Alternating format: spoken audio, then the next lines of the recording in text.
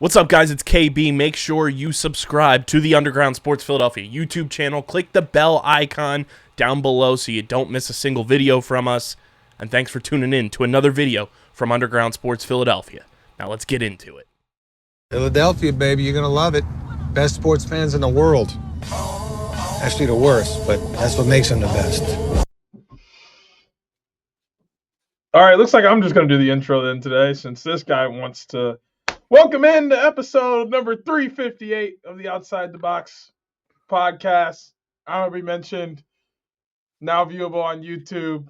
No, sorry. Honorable mention, 9th ranked. He can't even do the intro right. His teams can't win and he can't do the intro. How we doing, everybody? Welcome in to...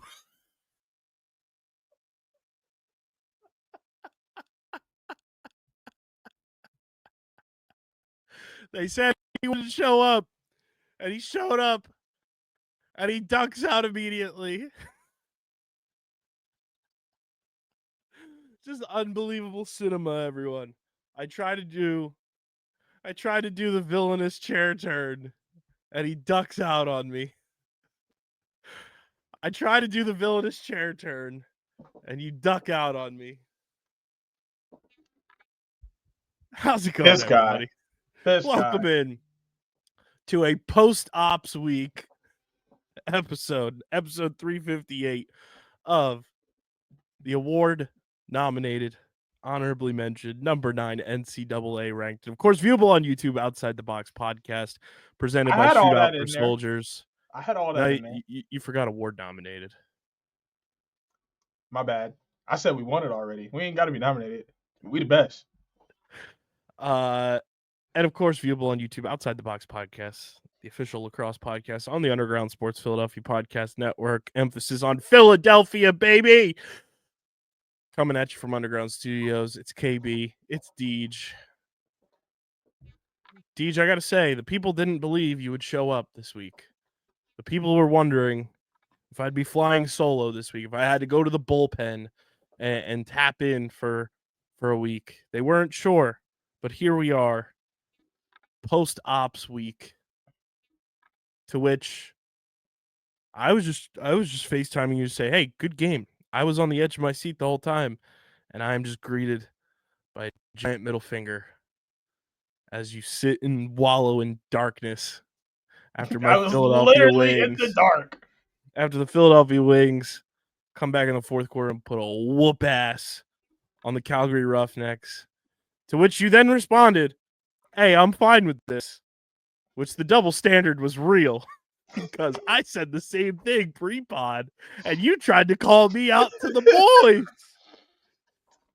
He dropped an equivalent, police, help, police, and did the same thing, just off pod. Crazy behavior. To which you said, we're fine with it because the Packers were going to whoop the Eagles. I was just trying to make myself feel better, for real, bro. I knew that wasn't finna happen. And Ops Week went swimmingly. A beautiful weekend.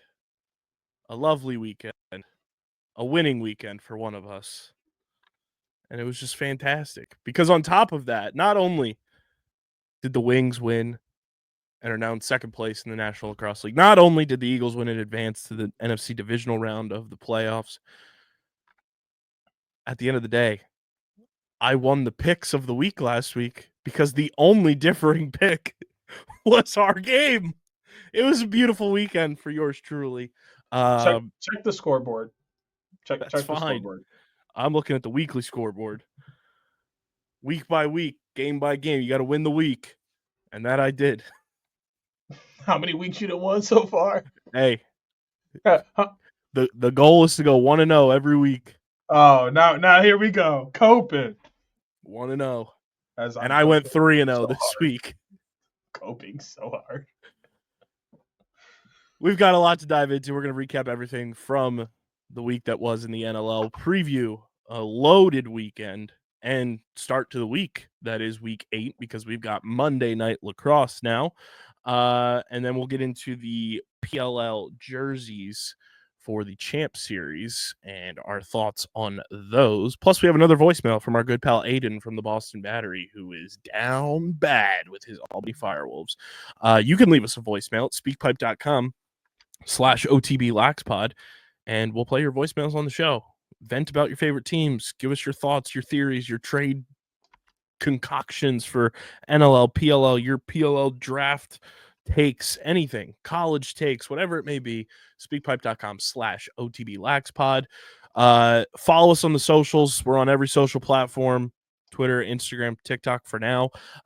Threads, Blue Sky, you name it, we're there at OTBLaxPod. Follow DJ at SCS_next great. Follow me at KBIZZL311. Follow Chase at the PLL Pipeline, and follow Hoots at Hoot Sports Media. Subscribe to the pod. Subscribe to the pod. Subscribe to the pod. Apple, Spotify, or wherever you get your podcasts in audio form. Leave us a 5-star review. It really does help the show continue to grow, helps more people find the show. It gets us into the algorithm on those platforms when you leave a review and when you subscribe. So be a friend, tell a friend, and subscribe to the podcast on audio, and subscribe to the Underground Sports Philadelphia YouTube channel, youtube.com/@Underground Sports Philadelphia. That is where you get full video episodes of this show every week, full video episodes of every show on our network, including Underground Sports Philadelphia twice a week. You're getting the whole podcast with Steve and Ben and intern Ethan now. You get Underground Circuit with Casey and Owen. You get Top Bins with myself, Harrison, and Mark Kramer. You get Streamer Season with myself, Christian, and Harrison for all your good nerdy and television and movie tings. And whatever the hell else comes up. Oh, speaking of YouTube, but subscribe to we're 7 subscribers away from 900. Can we get there before the end of the weekend? Like, let's make that 7. If you guys know that show quote, leave it in the YouTube comment section. That is not the quote I was dropping at all. If you know the quote I'm talking about, 7. They made me take 7. I was dropping one from TV. I was dropping one from an interview. Oh, I don't know what an outburst. Leave that in the YouTube comment section and subscribe. Let's get to 900 before the end of the weekend, which means we're on the road to 1,000 even sooner. Of course, guys, this show is presented by Shootout For Soldiers. And guess what, Deej? They added 2 more events to their 2025 lineup since we last recorded. There's still time to register for the High University Military Appreciation Games on February 15th. We mentioned Houston, Texas on March 8th and 9th as their first event for 2025. And we also mentioned Colorado in August, on August 9th. But coming Memorial Day weekend, Jacksonville, North Carolina on May 25th. And Long Island is back on the docket as well, July 9th and 10th. All those events available now to register for at shootoutforsoldiers.com/events. I got to see, when is Long Island? July 9th and 10th. Let's take a look, see here. Oh, it's right in the middle. We might be making my way out this year. It's not on a PLL weekend per se. It's in the middle of the week. I might be able to make that happen. Shootout For Soldiers is the best. They are bridging together community with the sport of lacrosse to help out our nation's veterans in a positive and impactful way. You can learn more by going to shootoutforsoldiers.com and register for one of those 5 events that we mentioned. And figure out how to donate, get involved, volunteer. It's all in the description of this podcast. And we thank Shootout For Soldiers for being a proud presenting partner of the Outside the Box podcast. Speaking of YouTube, Deej, before we get into all the stuff, Christian presented me with this phenomenal content idea, and I've been floating it out on the shows that I've been on so far this week, most recently to Harrison. Christian brought up this idea of a trivia-esque show for us to do as YouTube content. Just gathering any amount of our constituents here at Underground Sports Philadelphia, or any guests that we want to bring on. Christian kind of being the game master here, because his brain with all of this stuff just works in miraculous ways. And basically, say the category in this instance we do at Lacrosse, say name 3 lacrosse expansion teams to have ever come in pro lacrosse. You name those teams. Now, if someone else names one of those teams that you listed, you're out. If you name a team for something, so say the Water Dogs, you name them as one of your expansions. Later on, you say, name a past MLL, PLL champion. You can no longer use Water Dogs as an answer. So once you use that answer for a certain question in a category, it's off the board for you. And you give for each question, you give 3 answers. So in an even easier term, like say like baseball, like name like top 10 or top 25 stolen base leaders in baseball history. You could say Ricky Henderson, but do you want to be the same person who says Ricky Henderson that a lot of people are going to say, and then you get knocked out, that answer gets nullified, and then you can't use Ricky Henderson down the line?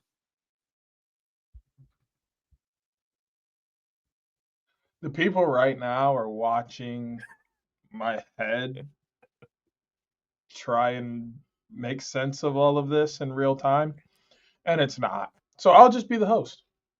I'll just ask the questions, or I could be the little car man.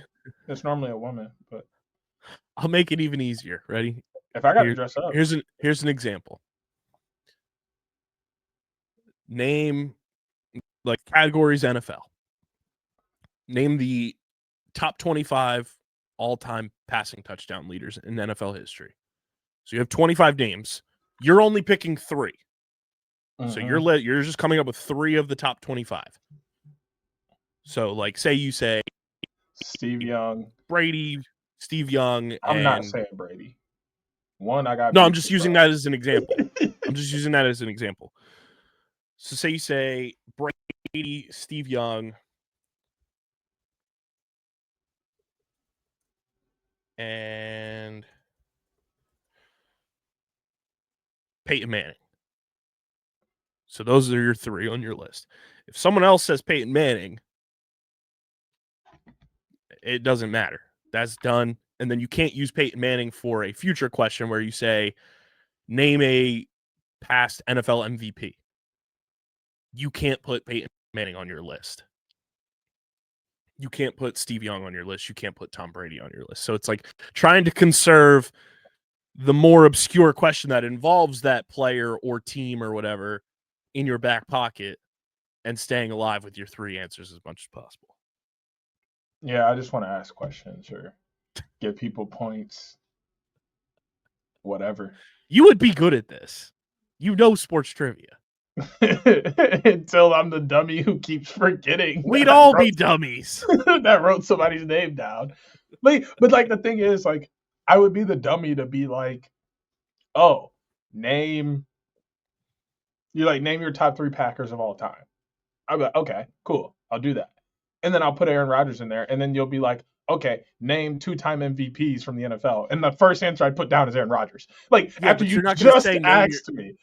Name your top 3 Packers of all time is not going to be a question that gets asked in this.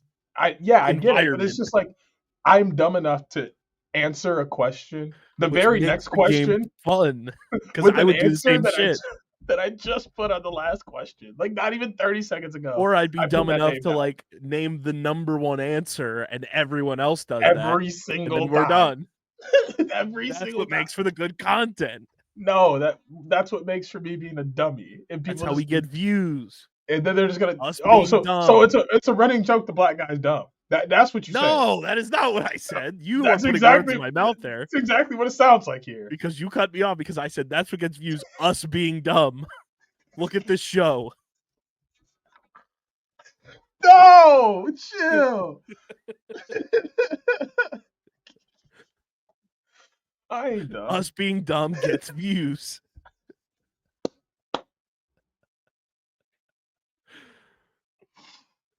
But I think it's going to be something we do as a company-wide thing, and it would be hilarious to see you go like toe-to-toe in like an F1 category with Casey and Owen.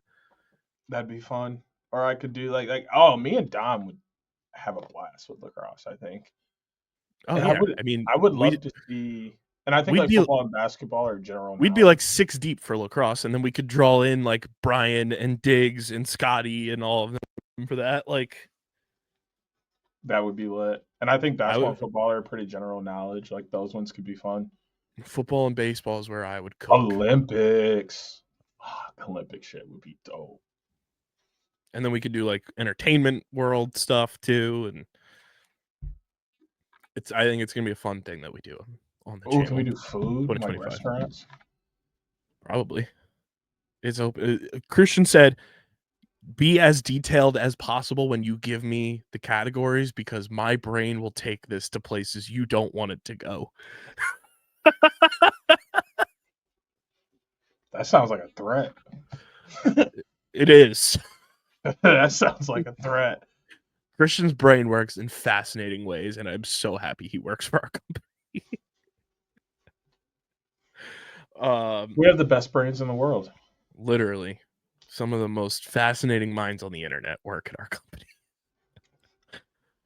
And I mean that endearingly because it's true.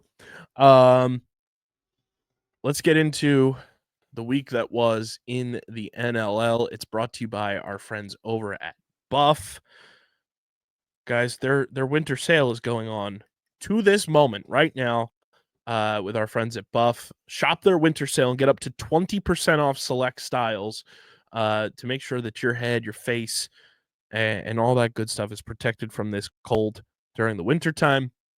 Check out their officially licensed Survivor capsule with the Survivor 47 collection for season 47 of Survivor. And check out all their stuff. They got awesome beanies, amazing like hats. They've got the headbands and everything. Dude, they even got the shiesties. They got the Buff shiesties on this thing. So use our link in the description, shop Buff. They are truly the best. I've been a huge Buff fan since the year 2000. So shop their winter sale and get up to 20% off select styles with our friends at Buff. Teach, the NLL was a wild one in week 7. The Georgia Swarm did not have anyone operating a damn thing, and they had about 3,700 fans in attendance due to the South not knowing how to operate in the snow. And on top of that, they lose 14-10 to Ottawa. Buffalo survives Toronto 15-13 at home. Vancouver pull the upset and take down the Seals 11-9. Are the Warriors good? The people are asking. The Philadelphia Wings bark in the bowl and get a 13-11 win over the Calgary Roughnecks. The Halifax Thunderbirds, with decimal points on the clock, take down the Rochester Nighthawks 19-18. The Saskatchewan Rush continue to be one of the best teams in the NLL. They win 15-9 over Vegas. And the Colorado Mammoth survive an 8-1 early lead that the Albany FireWolves built up, and they win 15-13. I need to read you all this text from our good pal Hoots, who was texting me during that game, and I was like, Hoots, I love you, but I cannot respond right now because the Philadelphia Eagles are about to play. I need you to respect my dialed in focus right now. But he goes and says, where's this at?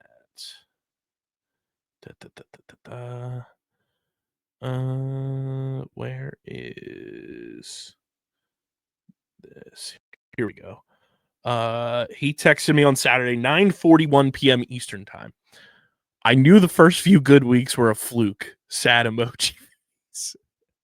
I was like, still plenty of game. The Firewolves continually choke late. He said, I know. Hard to believe, though. And Bo Nix has to play the Bills tomorrow. And then he texts me at 11:03 p.m. Eastern time, all caps. I've never been more happy to be wrong. Let's fucking go. To which then I said, LMAO, I told you. And he responds, what the fuck is a firewolf? What is it? To which I said, an adjective canine. And then he said, Albany, what happened? I'm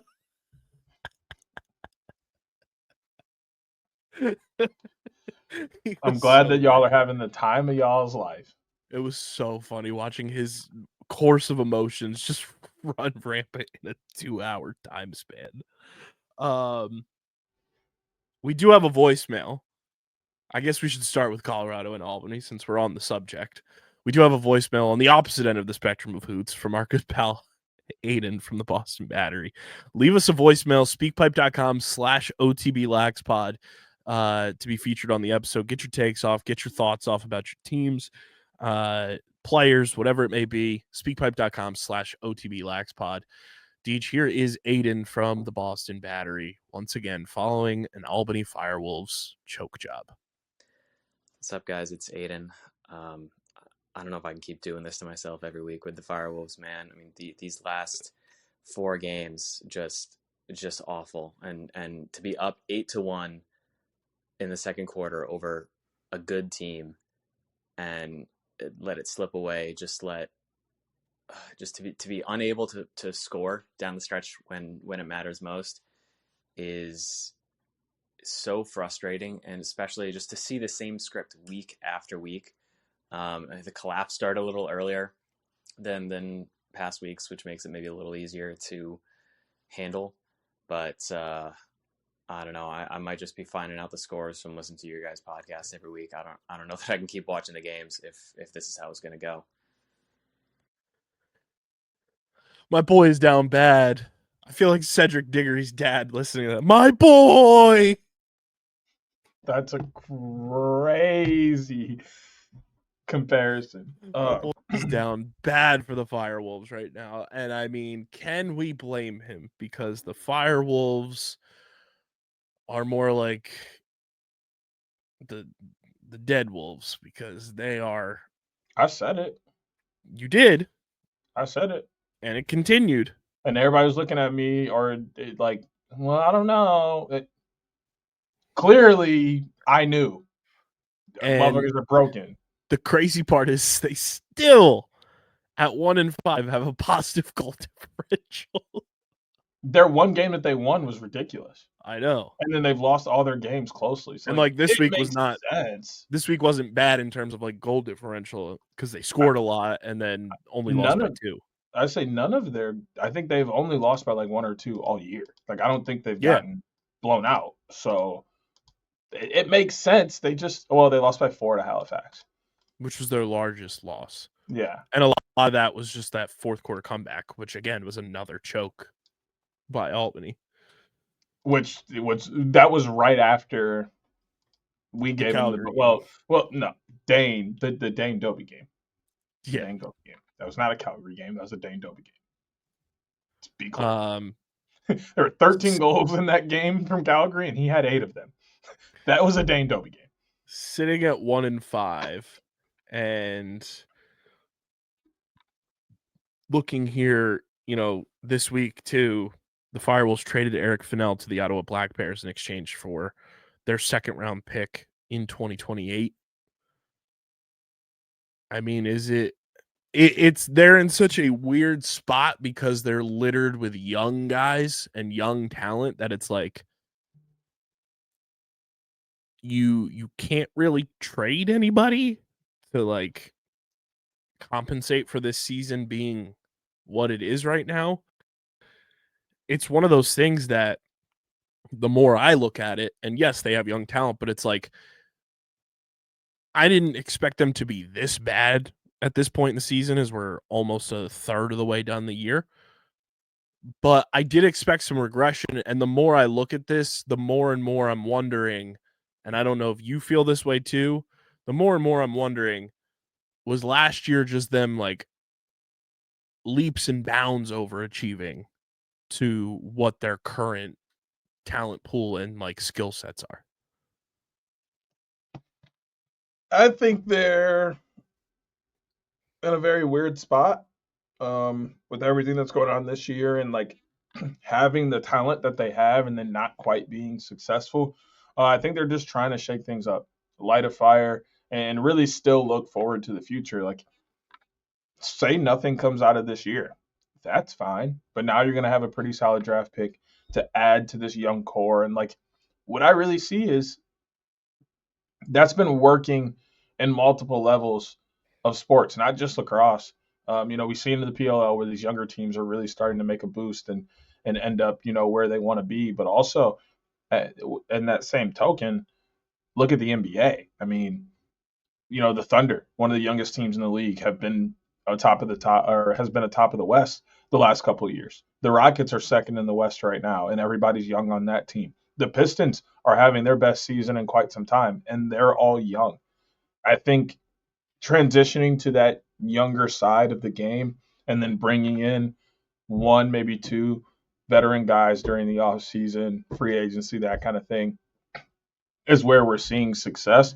So I really think Albany is just trying to do two things at once. One, bring in something new and light, somewhat of a fire here and give them an opportunity to salvage this season, while also looking ahead forward for next year, the year after, and making themselves be better through the talent that they're bringing in as well. So it's kind of a two-headed move that I really think is smart. I mean, you're 1-5, 1-6.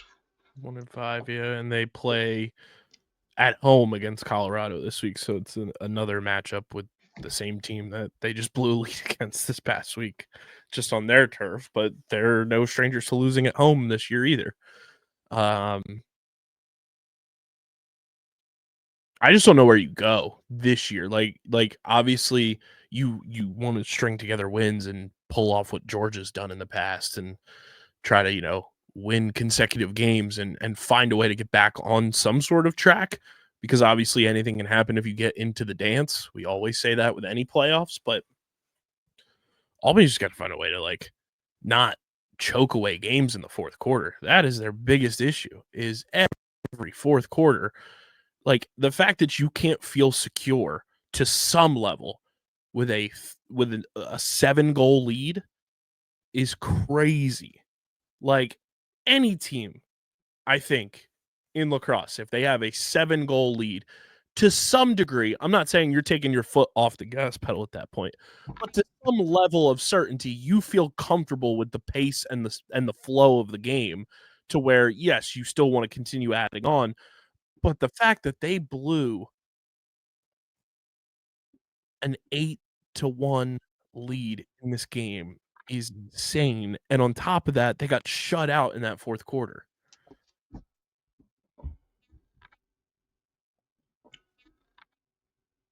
I mean, I think it might be on the coaching staff. I think what they're putting out on the floor in terms of game plan and how they're trying to run things, very similar to what they did last year, which is okay. But you have to throw wrinkles in there. You can't do the exact same things you did last year and think you're going to have success again. Not going to happen. Teams pay attention to what you do. They watch film. They know that you're trying to run through the same guys consistently. Throw in wrinkles. Add in a play specifically for a new guy. Add in something that is for that guy that's fourth or fifth in the totem pole in terms of scoring. Like, do something different to make teams think. Right now, they're not making teams think or work. They're doing exactly what they did last year, and then they're wondering why they're being shut down. Or they're coming into the game with a game plan and then not adjusting it whatsoever. Still trying to do the exact same game plan from the beginning of the game. Newsflash, there's halftime. There's timeouts. There's in between each quarter. Those are times that teams are making adjustments, pointing out what you're doing. You got to make changes in those times as well to keep yourself one step ahead. They didn't do that. And I don't think they've done that most of the year, which has really turned into 1-5, which if you look at it, they could easily be 3-2 or 5-1. They could be 3-3. They could be 4-2. Like, so many of these games are so close that they make some adjustments. It's a completely different story, but they haven't. And it's like, I get in this game too, in particular, I think this was the first game they were down both, if not it was the week prior, but they're down their top two defensemen which sucks, obviously. But you also need guys to step up, and that's part of building a competent roster with depth. We've seen that from the teams that are in the top echelon of the league this year. They have depth across the board, and you can't be a championship contending type of team. You can't be a playoff contending type of team, especially in a unified standings league when one guy goes out, two guys goes out. That's like a domino effect, and your entire team crumbles. You need to have competent depth around you, and I don't know if they can survive however long Jackson Nishimura and John Wagner are out, but if they're out for any sustainable amount of time, I'm not 100% sure how long they are out, but it ain't looking good in front of old Dougie Jameson, which is unfortunate because right now Albany is kind of doing what they did 2 years ago and wasting an elite goaltender. And on top of that, we love Dyson Williams on this show. He's an amazing talent, amazing human. You need more from Dyson in this game. 2 points from Dyson Williams in a game like this is not going to cut it. And I know we say, with Brennan O'Neill in Philly, he's not the guy. Dyson doesn't necessarily have to be the guy either in this system. I think there's a lot of that expectation and weight put on his shoulders because of being a number one overall pick and coming into a team that was in the NLL finals last year. But you have the likes of Alex Simmons, Ty Kurtz, you have Colton Watkinson on this team, you have Ethan Walker on this team. You have guys who can contribute where Dyson doesn't have to be the guy, but Dyson also has to recognize, I need to be better. I need to step up. 2 points is not going to suffice with the talent that Dyson brings to the table. And it feels like more often than not, Dyson's kind of an afterthought in this offense. And I don't know if that's scheme-wise for the offense that they're running, but when you see Ty Kurtz having 9 points in this game, Alex Simmons having 7, Ethan Walker had 7 assists in this game, Dyson having 2 points is he's got to contribute more. Colton Watkinson having, I think, was a healthy scratch in this game. Callum Crawford was a healthy scratch in this game. I was perplexed by the approach from Albany in this game, and that's not discounting anything Colorado did. Good on them coming back in this game. The Colorado of old, and by old, I mean last season, would have crumbled to an 8-1 lead. They would have crumbled. For them to battle back and to fight kind of just shows you how talented of a team they are. Colorado scored the most goals in the National Lacrosse League so far this year at 83. They've conceded 70. So they are a balanced team. They are finding ways to win. That's a good win for Colorado. Albany, I don't know. Season might be Jover. It might be Jover for the Albany FireWolves after 6 games, which is crazy to think about for a team that was in the NLL finals a year ago. I mean, I want to say that's crazy. Part of it is crazy, yes. But the other part is that, I talked about, I think it was 2 weeks ago now, there's a different pressure. It may have even been last week. It's a different pressure on this Albany team now. Because once you taste success, even if you don't taste all of it, in your head, you're like, that's where I should be. That locker room is saying, we should be back in the NLL finals. We should be NLL champs. So they're placing that pressure on themselves. We as fans of any team know how it feels to be a fan. When your team makes it that far, that's the expectation. Mm-hmm. We should be. The Eagles are a great example. Since their Super Bowl trip, every Eagles fan feels like they should be Super Bowl bound again. Mm-hmm. Because they've been there. Not much has changed. They know what needs to happen. But do you know what makes that difficult? Is now your fans have put pressure on it. Mm-hmm. Your coaching and your front office are going to put that same pressure. Other teams are putting pressure on you as well because they saw what you did. And now you're like the formula. We need to emulate them. We need to do them. We need to do what they were doing. We need to beat them because if we can beat them, then we're good enough to get to X, Y, and Z. There's so much added pressure on Albany that, quite frankly, I don't think they were ready for. And you see that. You see how teams come out to play them, and you see the way that they prepare to play them. Everybody wants to beat Albany, and right now Albany doesn't want to beat everybody else enough. These teams want to beat them more than they want to beat those other teams, and that's what's coming down to a handful of these losses for Albany. Yeah. We'll see if they figure it out in a rematch this week, but things are not looking good for the Albany FireWolves. Looking at some of the other games, Ottawa wins 14-10 in a very weird game. People saying that the music needs to go from National Lacrosse League games. That's the coldest take I've ever done seen.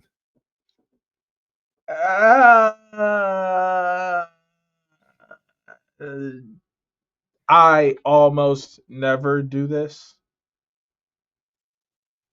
but I am 1000% on the fence about this. Like, normally when it comes to takes and things of that nature, I'm on one side or the other. I'm a very black or white kind of person. Those are awful colors to use. Y'all get what I'm putting here. All right, it's either one thing or the other. There's no in between. There's no fence sitting. There's no post. One side or the other. Pick, choose, and choose wisely. Except for this.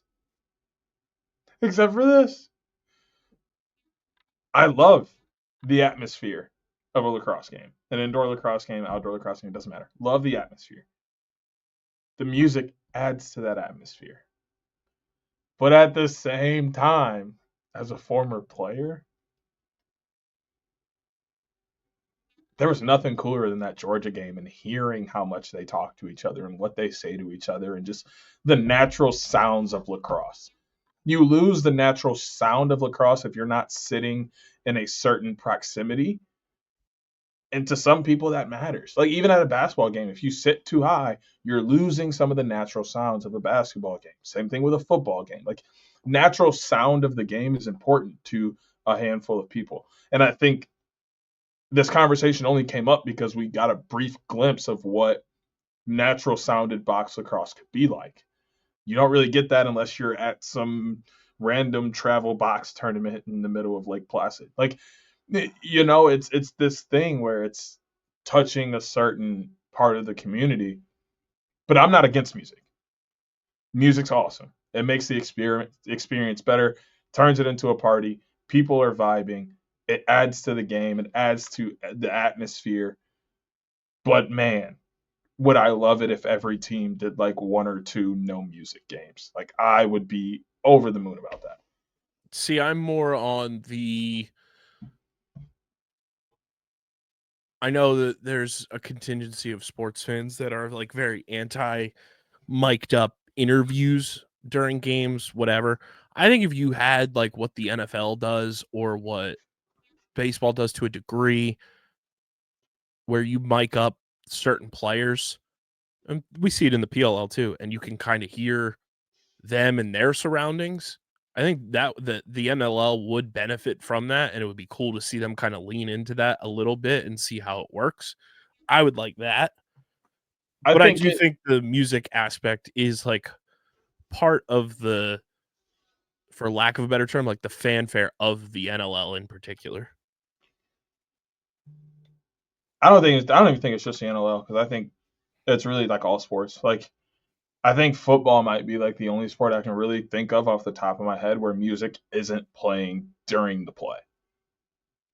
Like, there's almost always music at an NBA game, always music at a lacrosse game, box or PLL. Like, I'm trying to think if baseball, there's a lot of music and sound going on there too. Like, there isn't really, so like, I get that point. I'm totally on board with it and everything. I think the difference is, like, if they could find a way to do the mic'd up the way they do football, where like you can hear the conversation before the play starts, you can hear some of it during the play, like having that mic open.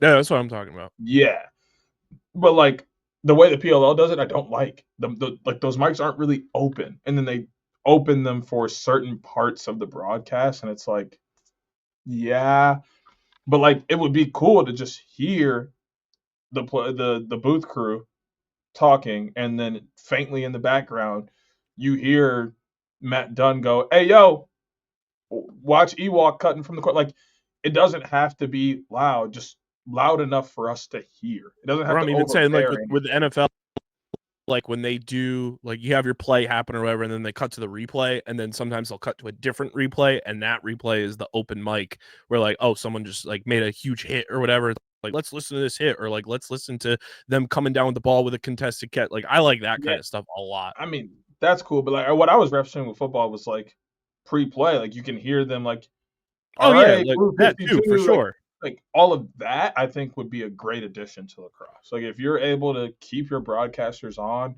but then just have that mic open and have some of that Yeah. play in the background feed, yes. But I'm That's also the saying way to too, do like it. the league would benefit also from like a content aspect, because the NLL's been all over the news and content space this week of like those plays where they run it back and then you kind of hear like, you know, let's say Lyle Thompson like kind of just making his cuts and diving, you know, for a goal, and you just hear him celebrating and stuff on the replay, and then it cuts back to the next play or whatever it may be. Like, I would love that kind of stuff too from the NLL. But I think that's a 2-in-1. Like I think you can just clip that if you already have that mic open. Yeah, it's on. Like, I want them to mic the players up so that we get that. I just need it to be. I need more open mic time than what we get in the PLL. That's all I'm saying about it. I agree. I think it's a great idea. I just think there has to be much more time where they're just playing and the mic is just open. It's not like a, hey, let's talk to this player and hear what he's got to say. And like, no, like let's just open up the mic and hear natural sound. Can I get my take off that I was telling you about pre-pod that I didn't tell you what it is? This might be fun. We kind of alluded to it last week a little bit, but not to this degree. The Georgia Swarm are phonies. They're pretenders. They're not legitimate candidates to win a championship this year. Watching and like kind of checking back on like their games and seeing how they're playing. Don't get me wrong. Lyle's fantastic. Shane Jackson's fantastic. Andrew Q, fantastic. Brett Dobson, fantastic. Jeremy Thompson, fantastic. But looking at how they're winning games and how they're playing games this season, to me, it's not a sustainable brand of lacrosse that they're playing in this early go. And if it continues that way, I just don't see how they can win on a consistent basis. Yes, they're 4-2, but looking at their goal differential, they're 4-2 with a -5 score differential. Or sorry, negative. Math is hard sometimes. -5. They've scored 66 goals. They've given up 71.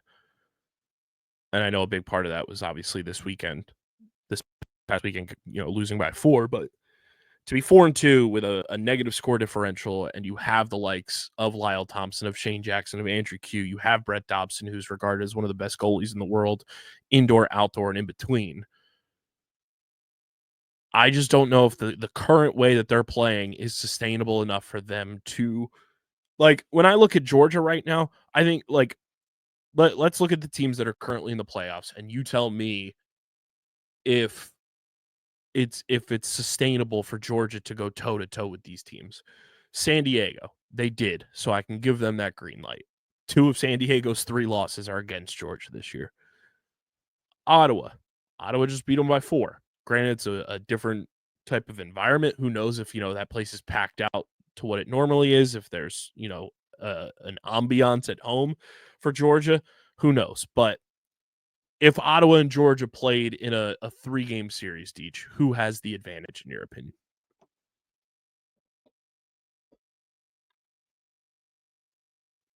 I think it's closer than a lot of people would be willing to admit. I think it's one of those series that goes 3. Who has home field?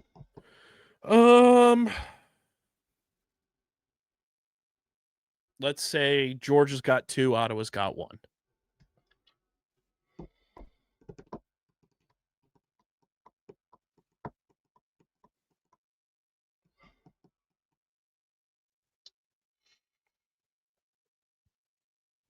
This is tough. Right. Okay. This is the toughest of them, I think. Because I think I have Dauber over Higgy. but Higgy is not like a slouch. leaps and bounds behind.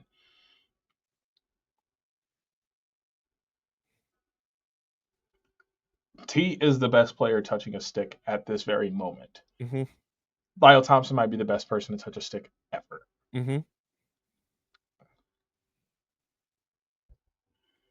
You have Sundown, Connor Kiernan, Riley O'Connor versus Shane Jackson, Andrew Q, Jordan McIntosh. You know what? I give a slight edge to Georgia based on Jeremy Thompson being at the faceoff stripe. Fair. I will say I was surprised when I saw the overall stats. Ottawa won the faceoff battle in this game too, which was huge for them to win. They won 16 out of 28. I agree with you. I think it's one of those that goes 3. I think you caused that performance at the stripe though, because you were raving about how good Jeremy Thompson had been, and then all of a sudden, very good. But like all of a sudden he just had his worst game of the season. I was like, that is wild. Now, you look at Georgia versus Colorado. I think in a 3-game set, this current Colorado Mammoth team is beating Georgia.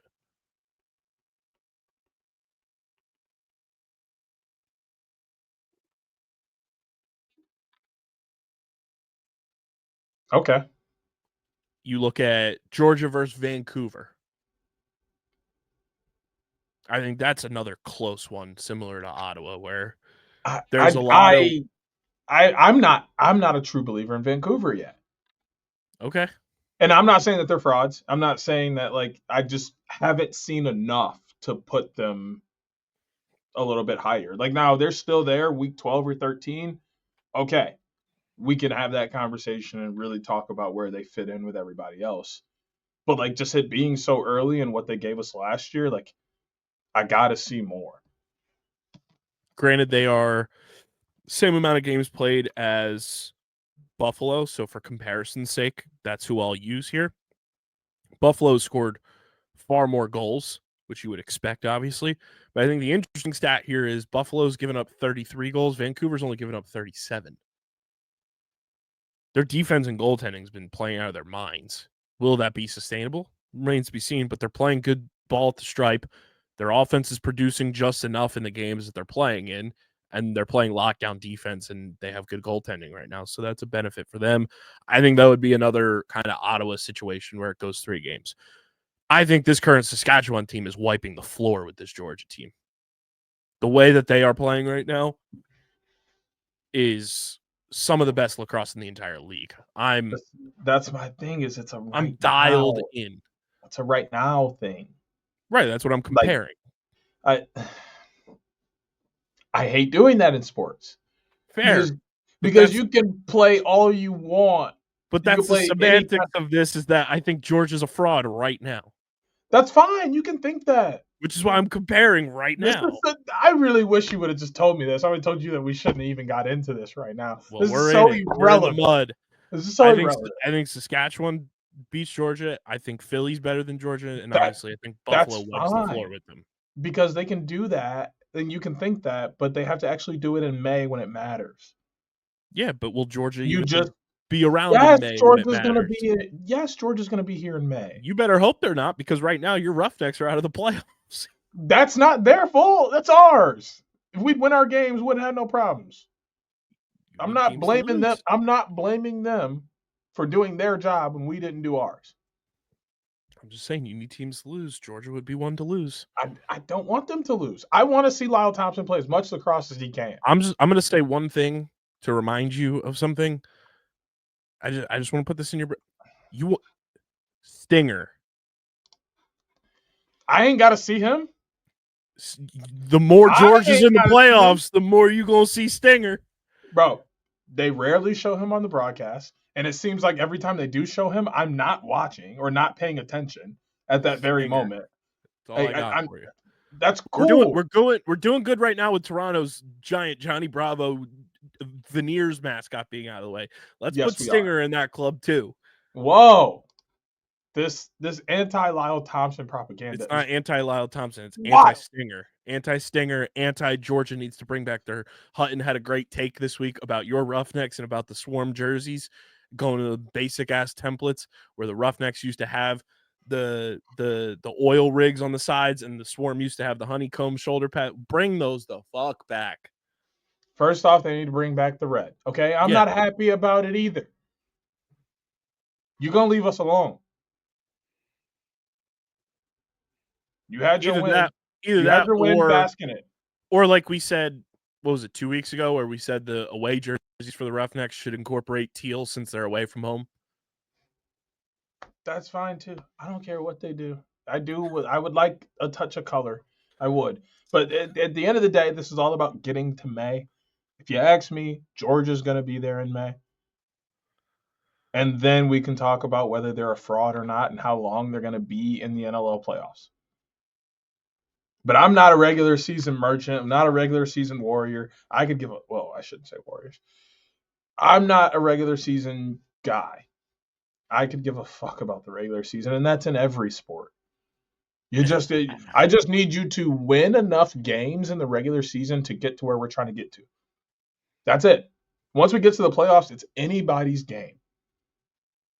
Yeah, but to get to the playoffs, you gotta win the regular season. Like I said, I'm not the guy that's like, oh, regular season. What's going on here? What you doing here? Oh, this ain't gonna work out. This ain't good. You a fraud. You suck. No.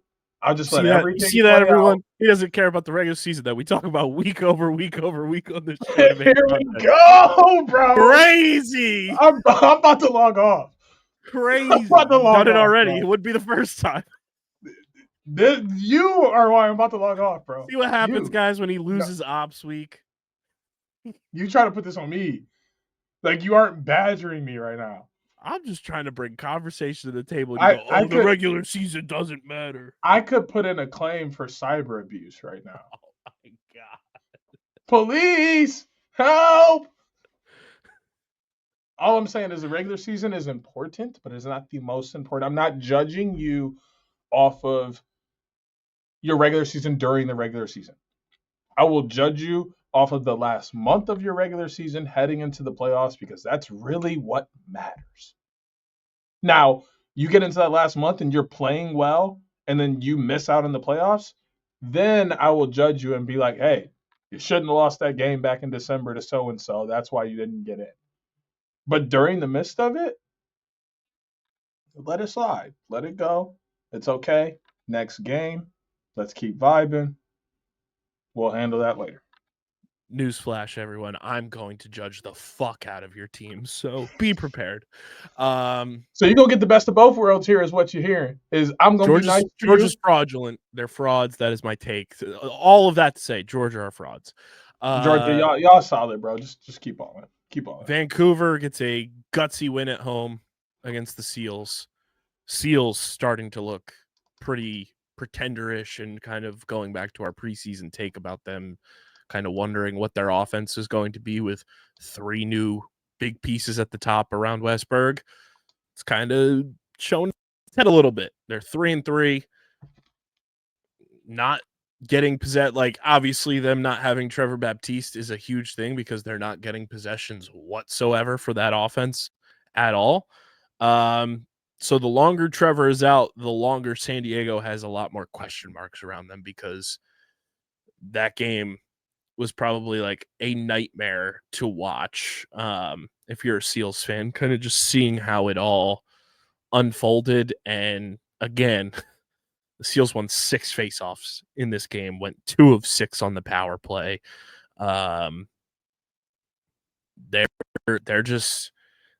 They're consistently inconsistent right now. And a lot of it has to do with them not having the guy that gets their offense in motion, and that's Trevor Baptiste. Yeah, it's been tough without Trevor. They've had a very tough time keeping momentum. And I think a big part of what has been so great for them in the early part of the season is being able to get a lead and then the fourth quarter take 30 seconds off, still get a good shot and possibly score, and then be able to do that repeatedly because they have the opportunity to get the ball back because of how good he is. But now it's not quite the case, and you're seeing it play out where they're having to play more of an up and down game. They're having to make stops. They're having to push transition, and it's slightly negatively affected them. It's not at this point to where it's this huge deal where it's like, oh, San Diego is going to be like this and that and blah. It's just a simple fact of they don't have a key piece of their team anymore, and they're adjusting to that. What teams should be concerned with is if they're able to figure out how to play without Trevor and get back to what they were doing, that's a problem. Because now you have a team that can play without the best face-off guy in the world. So if they're able to win games like that, when he comes back, they're only going to turn it up a notch. So that's what teams should be concerned with when looking at that whole scenario is how are they playing in these intermediate weeks before he comes back? And if they're able to figure it out, we got to figure out a way to make them uncomfortable. It does look like they're trying to move Zach Currier to more of a transition role again because they made a trade earlier this week where the Desert Dogs traded Dylan Watson to the Seals in exchange for Drew Belgrave and their second-round selection in the 2027 entry draft, which everyone knows that draft is the draft to have as much ammunition in as possible. Interesting trade. I know a lot of Seals fans that I saw online were not happy about this trade because they love Drew Belgrave. And Dylan Watson was the first ever draft pick of the Desert Dogs. So a lot of sentimental attachments to these two players, kind of swapping Joe Cy-owned teams. I always laugh when those teams or Rochester and Buffalo make deals because it's like, their paychecks are still signed by the same people. But I don't know. It does seem like they're trying to get Currier more into a traditional like transition role again to kind of create some sort of movement with the ball and get opportunities. But we'll see how that all kind of shakes out from the trade there. But that 2027 draft pick is certainly something to keep an eye on as well. The next game. Are you ready to talk about it? It ain't nothing that need to be said. We dive. Whoa, there's a lot to be said. This was a great game, first of all, from just a fan perspective and just a fan. Okay, hold on. I'm gonna let you get your little run off in a second. All I got to say is, realistically, we won that game before we gave it away. That plain and simple. We gave the game away. We had a lead with a couple minutes left in the fourth quarter, and then all of a sudden, you guys scored a couple and ran away with it. So I'm not upset with what I saw Saturday. The Calgary Roughnecks are trending in the right direction. They have to just keep playing their ball. And like I just said a few minutes ago, some of these things are arbitrary right now. Play your best ball in April, get to May, get in the playoffs, and we can worry about everything else later. We just have to close out games. This isn't the first time that this year's team has had trouble closing out a game. Close this game out. Don't let you guys get back into it. And I'm happy to scream until my face turns blue about how the Roughnecks beat the Wings without Dane Doby. That didn't happen. So there's nothing I can say about it other than we got to close out games. The game was great. I had a great time watching it until the end when we decided to just give the game away. As I was saying, this game was very entertaining to watch, and I was obviously there in person, seeing just the intricacies of these two teams going toe-to-toe. This was a good matchup for both teams, in my opinion, for like what each team does really well. I thought, Blaze got things going with that first goal, and then it kind of stalled for both teams a little bit until like when Tanner Cook and Hayden Dixon scored back-to-back for the final goals of that first quarter. That was when I felt like Calgary was kind of finding a groove, and then they take a 4-2 lead to start the second quarter. And I was like, okay, this is an interesting spot for this Wings team. They're typically not down like this very often this season. We have not seen that from them. Then, Mitch Jones scores, Brennan scores again. It's 5-4. Mitch Jones scores, it's 6-4. Then you guys go on a 4-goal run to then going into the third quarter. It's 7-6 at halftime. Curtis Dixon scores out of halftime to make it 8-6 Phil Caputo gets one of the dirtiest interior goals ever, makes it 8-7. Curtis Dixon scores, makes it 9-7.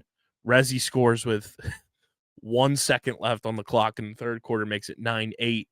And then the fourth quarter is where I was most impressed with the Wings, because in years past, not even just last year, but in years past, that's a spot where it's tied. It's a 1-goal game. I'm not feeling comfortable with them finding a way to come back, even with the pieces we've had in the past. So to see them kind of dig deep, and especially after Maia scores to make it 10-9, I'm like, damn, like this is not good territory for them. And then Holden Katoni scores to tie it, his 200th career goal. Congrats to Holden. Then Joe Resetarits scores. Then Mitch Jones scores. And then Scott Dominy gets that empty netter. And then Curtis Dixon scores at the end with 15 seconds left to make it 13-11. But that 4-goal run, I was like, oh, this is why this team is different from years past, is they have the confidence in themselves to kind of just like never count themselves out. In years past, not even just including, the 23-24 season, you never knew if the Wings had enough late in games to come back like that. Big time performance there.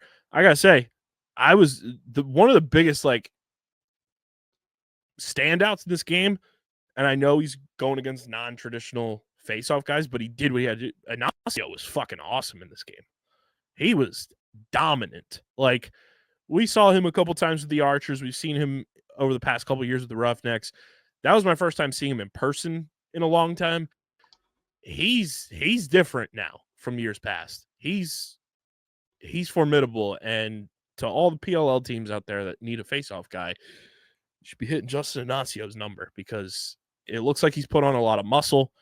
He was strong at the stripe there.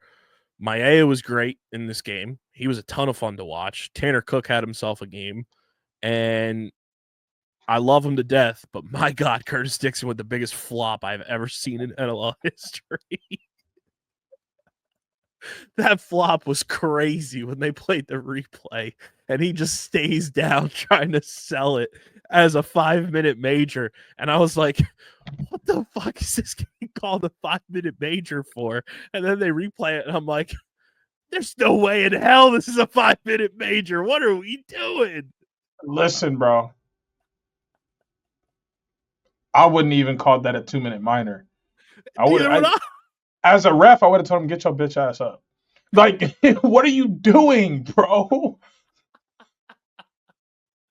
I'm standing right here. I watched it. He didn't even hit him in the head. He hit him. He didn't hit him at all. He barely touched him. They literally like it was like two bucks. Like when they're battling and their antlers get intertwined, they didn't even get intertwined. It was just a shove from arm to arm. It wasn't even a shove. Like, he literally like placed his stick on him, and then he was like, ah! I'm like, bro. Like, oh. Then he stayed down, like he just got like the worst concussion of all time, and his skull cracked open. Hey, but also, I can say, being able to act and flopping is a skill. There's a time, kid flat out hit me in my head in the game. Ref standing no more than 5 feet away. He's right there. Nothing when I first get hit. So what do? I throw a pass, and then I just fall. Flag pops out. I was like, yeah, let's go. They're going to show Curtis's flop. Got up and hopped around. They're going to show Curtis's flop in every Premier League practice moving forward. And it's going to be like, this is how you flop. This is how you do a sell job to get a red card. And then, they're going to have that planned in the refs meeting next year. They're going to be like, hey, we're not having that this year. This is a 2-minute penalty. Yeah, for cross-check. No, for flopping. If he flops like that again, kick his ass out. That was crazy. And then it did get a little physical in this one, and I was dying laughing because I don't know who it was, but there were two members of the Calgary Roughnecks up in the press box sitting next to me. And the sequence where Brennan gets thrown to the floor, his helmet pops off, whistle then blows I felt a little too late. I was like, oh, did they not realize like his helmet is off and he is on the ground? Whistle blows, and then that skirmish over by the penalty box happens. And they call the 2-minute dead ball foul on that, but nothing else. And the two guys from the Roughnecks are up there. The one guy goes, oh, they're giving him 2 minutes for just playing the game that he loves. I almost fell over the press box from laughing so hard because it was with the thickest Canadian accent. It was so goddamn funny.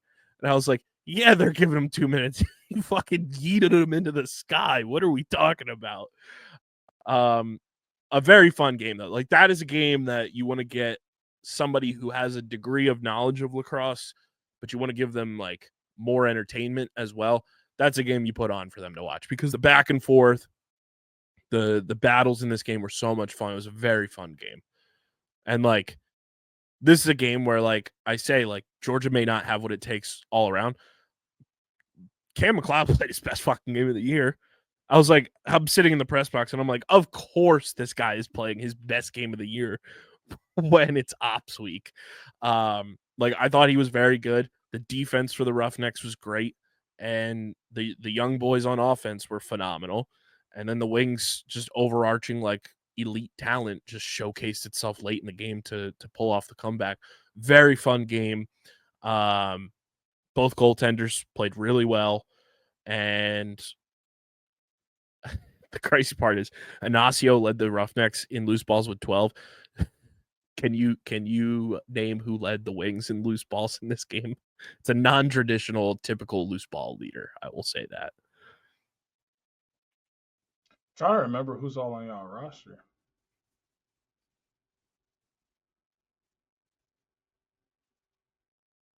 Ida's too simple.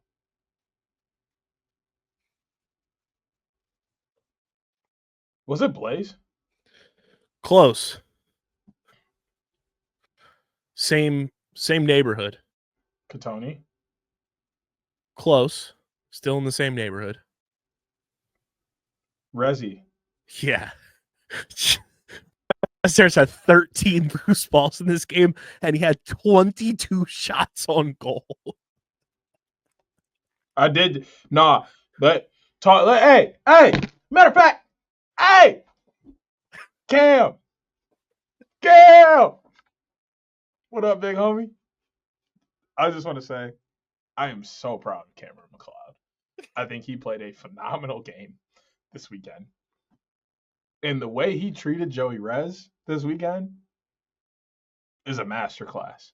He shut that man down for like 3.5 quarters. It took him 19, 20 shots on goal to score. He had 22 shots total. And he didn't score until like the 20th. Like, he almost was scoreless in this game. Not points, but score. Like, he almost did not score a goal in this game. I think his first goal was the with 1 second left in the third quarter. I'm double checking though.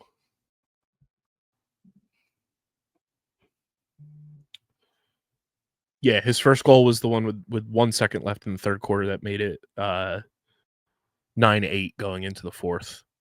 And then he scored in that 4-goal flurry there at the end because he had 2 and 5. He had 5 assists in this game. But yeah, he had a masterclass against Rezi, and really most of this game he was phenomenal in most of this game. And I mean, when you have a tandem like NBA Jam style with Rezi and Mitch Jones, like, it's unreal. And then Brennan scores that overhand hammer throw goal. I watched that, and in real time, I'm up in the press box with people, dude, and I'm like, there's nobody, in my opinion, in the National Lacrosse League that can stop that shot once he's winding up like that. There's genuinely nobody that has, like, maybe, and this is maybe, but even then, like, he would have to time it maybe Graham Hossack. But even then, like, does Graham want to, like, be caught in that windup? Like, you got to make a business decision there almost. Like, that overhand shot that Brennan just launches is just unstoppable. I mean, I think it's the release point. Mm-hmm. His head starts at his ankle, his heel, and Yeah. then ends up back at his ankle or heel when he's done shooting. And you're like, well, when did he shoot? It's It's like he's hard winding to up like a track. ball and chain, like a barbarian back in the day. I don't even know what. I don't think there's anything to compare his wind up to at all. Like It's like Thor's hammer, because Thor always starts winding up down here, and then he launches Mjolnir up. It's just literally ridiculous. like a Thor hammer throw. It's unreal. Any coincidence before we move to the final game I want to touch on here? Any coincidence that since you have not eaten your second Big Mac, the Roughnecks have lost 2 in a row? You trying to blame me? What do you say fuck me for? I'm just asking. No, I don't think there's any coincidence. All right, honestly, once again, we almost won that game this weekend. We blew it, not you. Y'all didn't win that game. We lost it. I think it's equal parts. I agree that at the end you lost it, but like the Wings did enough to win that game. The end is what matters. I'm not saying y'all didn't. I'm not taking it away from y'all. Y'all won the game. But at the end of the day, it was us that gave it to you. Like you didn't come in and take it. We were at the end of that game, we were not trying our best. They were just not putting out the best Calgary lacrosse that they could. Doesn't mean that you guys weren't, and doesn't mean that you didn't do everything you needed to win. But if we go out and we play the last 5 minutes like we played the first 55, we win that game. We went out and played the last 5 minutes like the game was already over. I would like to see you eat a Big Mac this weekend for reasons. All right. Which we'll get into. But Halifax wins 19-18. Some people ain't coming for the Big Mac. You feel me? I still don't know if Clark Peterson scored that goal or not, but he apparently did. The more and more I just watch that in slow motion, I'm like, did that go in? Did it not? Like, it's crazy. Unbelievable game. And then Saskatchewan 15-9 win against a team that they should beat. That's a good win for them. They continue to, stay the course and be towards the top of the table. The table right now going into the week, Buffalo 4-0. Philadelphia is in second at 4-1. Saskatchewan's in third at 4-1. Vancouver is in fourth at 3-1. Georgia 4-2. Colorado 4-2. Ottawa 3-2, and San Diego is 3-3. That's your top 8. Calgary's just on the outside at 2-2. I think that's because San Diego's played 3 games versus you guys have only they've won 3 games. You guys have only won 2. But even though you're both 500, I think that's the tiebreaker. Halifax is 2-3. Rochester's 2-5. Vegas 1-5. Albany 1-5, and Toronto 0-5.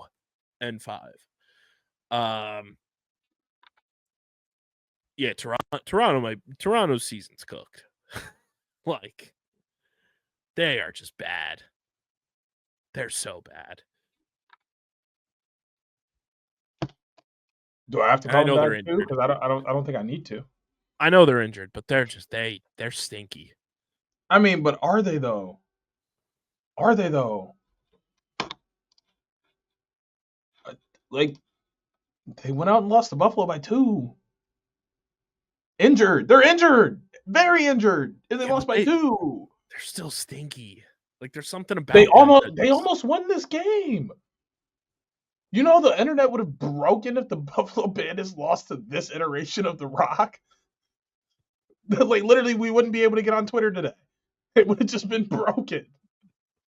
That's just Thursday. What are you talking about? Like, yes, they're bad, but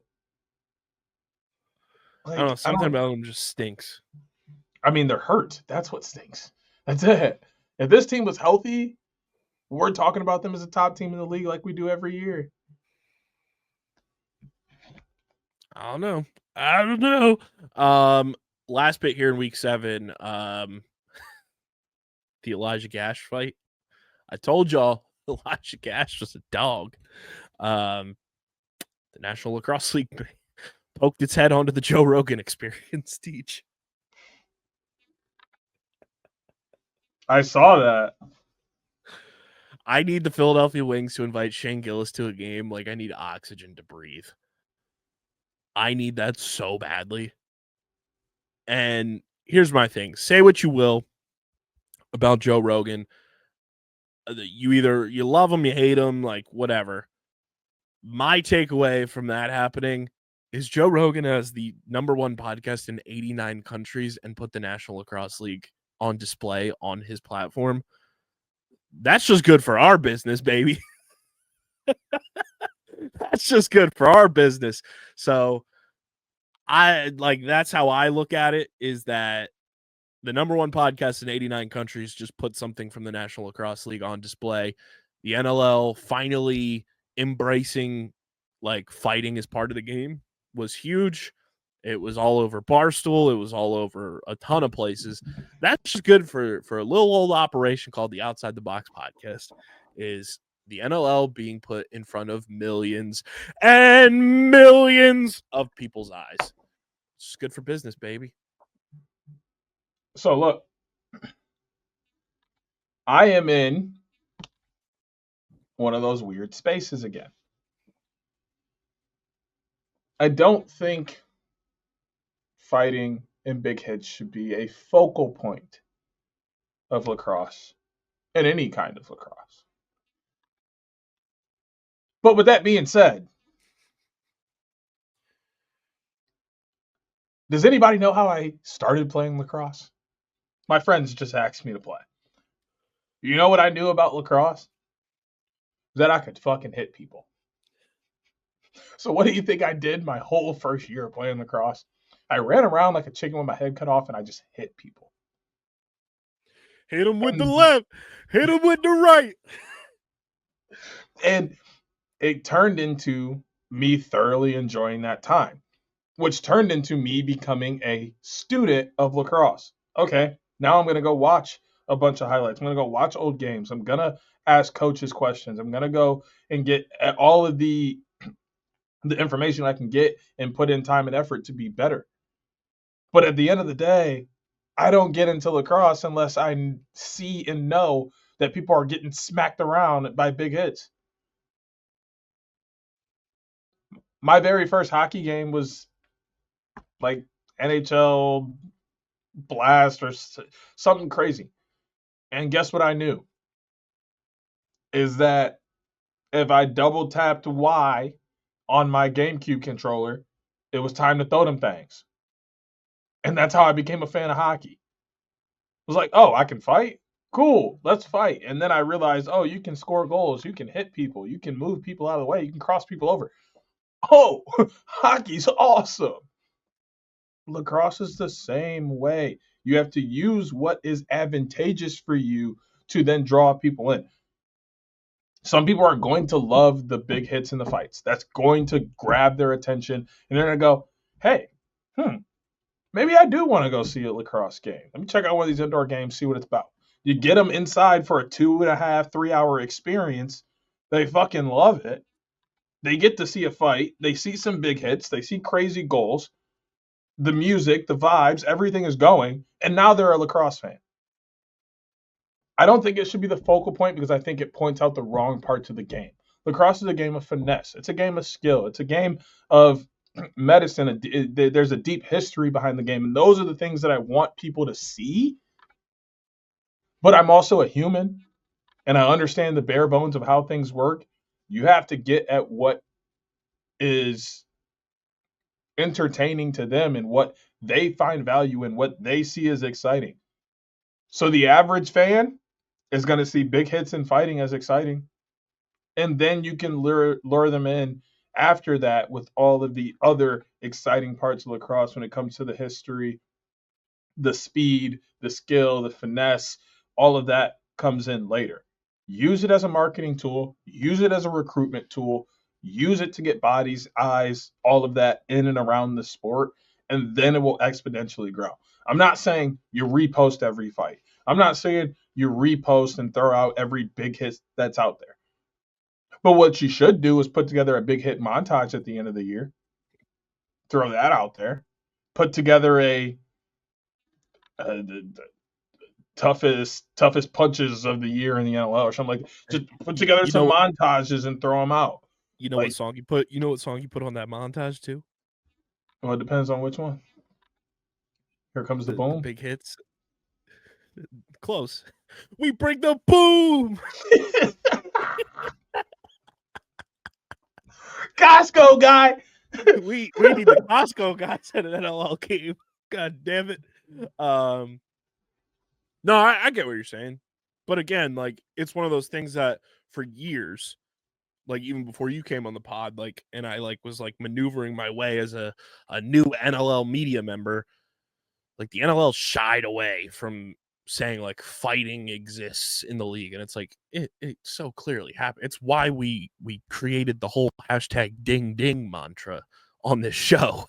It happens. It's a part of the game. Unless it gets outlawed, which I do not see the NLL doing. It's a part of the game. It happens. Tensions flare up, emotions rise high in the game. It's going to happen. And while I don't think it should be your number one marketing tool, it should be a marketing tool to bring in your casual fans, like the in my takes tweeting it out, like the Barstool Sports tweeting it out, like Joe Rogan putting it on display for his number one podcast in 89 countries. That's how you bring in new fans. And guess what, NLL? That's how you help the people who cover the league on a daily basis get more fans listening to the sport on a daily basis. That's how we get more listeners. That's how the Teddy Jenners and Pat Gregoires get more listens. That's how Adam Levy gets more listens. That's how Dan Arestia gets more listens. That's how you help promote the sport, is embracing what your sport does best. And that brings in hard hits, physical play, and at the end of the day, some crazy sicko ass goals. But I was happy to see the NLL on full display on the number one podcast in 89 countries, because I just hope that means even if 1% of those listeners, Deej, are trying to find lacrosse content, that's good for us. It's right here. It's right here. Like, come on down. We'll be happy to have you. Got to take advantage of what you can when you can. Elijah Gash hit him with a motherfucking sleeper. Hey.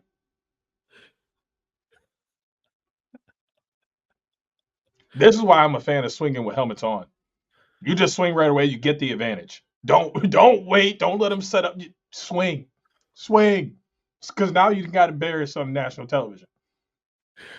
I was ready to go honk shoe when I saw that hit. I'm just saying, couple 10,000 people didn't see him get knocked out in live time. Like when it happened, at least 20, 30,000 saw him get knocked out right away, if not more. And then it gets blasted all over the internet for days after? Nah, not me. Not me. Let's just say, too, we were some of the first on the Elijah Gash hype train. We said Elijah Gash was going to be a player when he got drafted by the Whipsnakes. And then when the dispersal draft happened, I came on these very airwaves and said Elijah Gash going to the Toronto Rock is a sneaky good move for that team. And look what he's doing. Look at our boy. How they grow up so fast. We have always been pro Elijah Gash on this show. Plus, he's got an elite name. Elite name. We are an hour and 25 minutes into this episode. We've got week 8 to preview, Deej. We do. Week 8 is brought to you by Tomahawk Shades, because we're looking ahead to what's to come. And Tomahawk Shades, the best small batch eyewear in the game, from their sunglasses to their blue light glasses to their prescription lenses. Truly the best eyewear for a fraction of the price of the big eyewear companies. Use our link in the description to go to tomahawkshades.com or download the Tomahawk Shades app in the App Store, Google Play Store. And when you go to checkout, use code USP for 25% off your next order at tomahawkshades.com or in the Tomahawk Shades app. That's code USP for 25% off your next order at tomahawkshades.com or in the Tomahawk Shades app. Week 8 on the horizon. These are the games we have going. We got Friday to Monday going this week. Friday, One game, it's Vancouver at Ottawa at 7 p.m. Eastern time. I believe that is the TSN game of the week. Then on Saturday, we've got rematch city galore as Rochester goes to Halifax in a rematch of last week's game. That's at 6 Eastern. Saskatchewan against Toronto at 7 Eastern. That's in Hamilton. At 7 Eastern as well, we got a rematch. Colorado at Albany, 7:30 Eastern. We got a battle of first and second place, which is going to be a doozy of a game. The Philadelphia Wings travel to Buffalo to take on the Bandits in Banditland. Saturday night, 9 p.m. Eastern time. It's a teal turf tilt. The Georgia Swarm take on your Calgary Roughnecks, Deej. And then the nightcap on Saturday, it's the Joe Tsai Bowl, San Diego versus Las Vegas in Vegas. And then on Monday, due to the NFL playoff schedule, because the Philadelphia Eagles are playing at 3 Eastern on Sunday, the Wings were originally scheduled to be playing this game Sunday night at 6 Eastern. But due to the overarching issue is the parking, because the Wells Fargo Center lot is utilized for Eagles games. It's a tailgate lot. So the time frame with all the semantics there would not have made sense for the Wings to play that game on Sunday night. So that game has been moved to Monday, January 20th at 5 p.m. Eastern time at the Wells Fargo Center. It'll be the Warriors and the Wings, which I think is beneficial for both teams, looking at it, because the Warriors play on Friday, so they get another additional day of rest having to travel from Ottawa to Philly, and the Wings get a nice buffer in between where they were initially going to be playing a back-to-back on Saturday, Sunday. They got a day in between now to, kind of just catch their breath coming back from Buffalo. So I think it works out for both teams that game ended up getting moved. Plus we get Monday Night Lacrosse, a standalone Monday game, a standalone Friday game. Very, very fun. What are you most looking forward to in week 8, Teach? Well, obviously, I'm looking forward to us hopefully finding our way back to the win column. That's first and foremost. I think that game is going to be fun, and it's an opportunity for me to watch my favorite team play one of my favorite players of all time on that teal turf. Definitely going to be fun. I've become very fond of Ottawa. Well, I shouldn't say become. I've always been fond of Ottawa. Air quotes around Ottawa. But I love the way their team plays. Like, that goes back to them being the New York Riptide. I love the way that team plays, the energy they play with. Just watching them play is always fun. So that game is obviously going to be circled for Friday night. I would love to see how the Colorado Albany rematch goes, and maybe they're able to get some MVP arena help, and Aiden can feel a little bit better with another win coming in the column. And then I guess Philly and Vancouver, and then is Vancouver able to win 2 games in one weekend, and will the extra day of rest per se be able to help them? But I think a lot of this week is almost chalk based on how teams have played so far this year. I mean, the same thing for Philly too. They've got a 2-for-1 weekend as well. So that's going to be a fun test for both of those teams who are sitting towards the top of the table, having, multiple games in a week for the first time. I think this is the Wings' only time that happens. I could be wrong there. I'll double check that so I don't sound too stupid. But I know the Wings don't have as many like doubleheader weekends as they've had in years past. But I'm looking forward to that Vancouver and Philly game. I think that's going to be so much fun, with the way that we've seen Vancouver's defense playing this year. Going up against that Wings offense is going to be a doozy. Plus Kevin Crowley coming back to Philly again, a place that he has, called home for many, many years.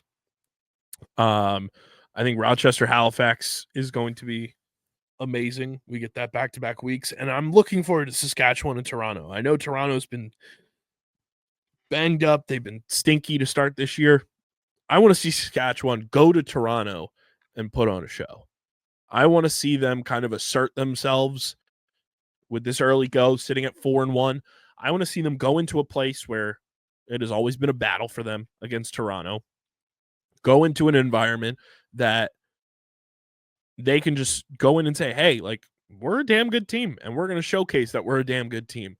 And I think Saskatchewan's got a really good shot to win that game, not to tip picks or anything like that.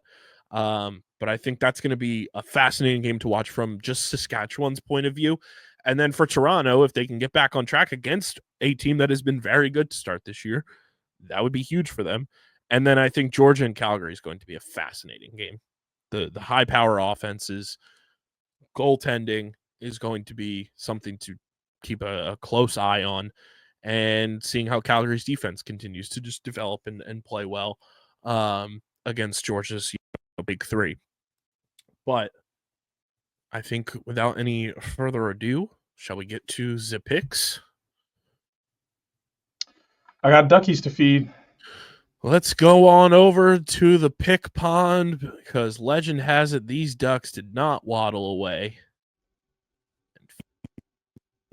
Some ducks at the old pick pond and dish out our NLL Week 8 picks of the week, brought to you by Kenwood Beer, the official beer partner of Underground Sports Philadelphia. It's a refreshing light beer, just 4.1% ABV, 120 calories, and just 8 grams of carbs. Go to kenwoodbeer.com and use the Kenny Finder to see who's got Kenwood Beer on tap in the Philadelphia, Pittsburgh, Maryland, New Jersey, and Delaware areas. You can also get it at your local liquor stores in those markets. Once again, that's kenwoodbeer.com, and use the Kenny Finder on their website to see who's got it on tap for you in those markets. Must be 21 or older to do so. And of course, please drink responsibly. Looking at our records, Deej, from last week, to kind of put into perspective where we're sitting going into these Week 8 games, we've got 1 loss, 1 win, 2 loss. I got a win, you got a loss. Another loss, a win, and a win. So all in all, DG went 0-1, 1-1, 1-2, 1-3, 1-4, 2-4. You went 3-4 last week. That's not Colorado saved both of us from detrimental situations. So that puts you at 23-14 on the season. And I went 0-1, 1-1, 1-2, 2-2, 2-3, 3-3. I went 4-3 last week, which puts me at 17-20 on the season. We start Friday Night Lax, TSN game of the week. Vancouver at Ottawa, in Vancouver's first of 2 this weekend. Ottawa back at home, coming off a big-time win on the road against Georgia. How do you see this one shaking out up there in Ottawa, eh? I got Ottawa. I really like Ottawa and the way they've been playing. They've been playing very good ball. So has Vancouver. But I think this one comes down to me having a little more trust in Higgy and net than the opposite side.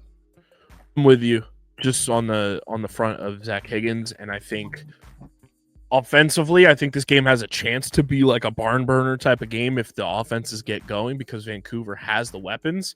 I think the fascinating part is going to be the battle at the stripe too, and seeing who can get possessions for their offense. But I do lean Ottawa in this game. Being at home, they've had a great home environment to start their stint in Ottawa so far. Plus they have Jeff Teat, so gonna go with Ottawa. Rematch City, Volume 1. This time it's at the Nest. The Rochester Nighthawks against the Halifax Thunderbirds. Even in a loss, we saw what Rochester's capable of, and Halifax winning that game came down to decimal of decimals. It's always tough to beat a team back-to-back. I just don't know if I can go back to the well on Rochester yet. Halifax is at home. Halifax, they've been fine to start the year, but again, they gave up 18 goals in a win. I think Rochester gets their lick back. I'm going to go with the Nighthawks.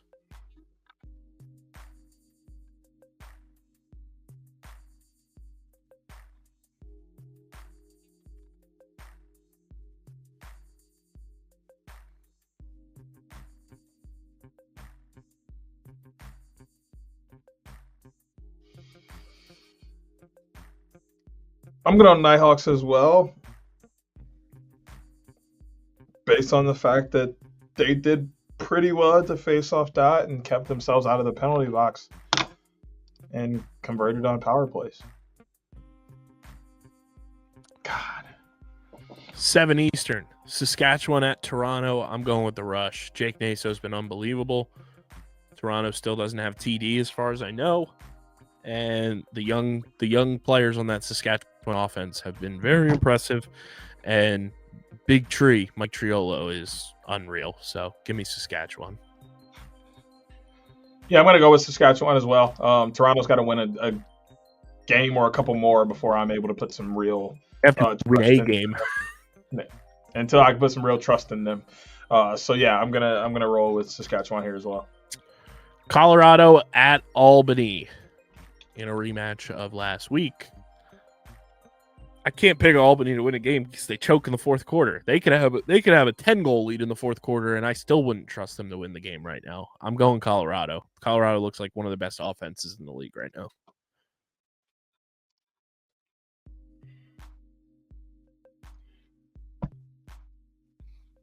Aiden, you're a homie. But I got to go with Colorado. Albany has scared me. 7:30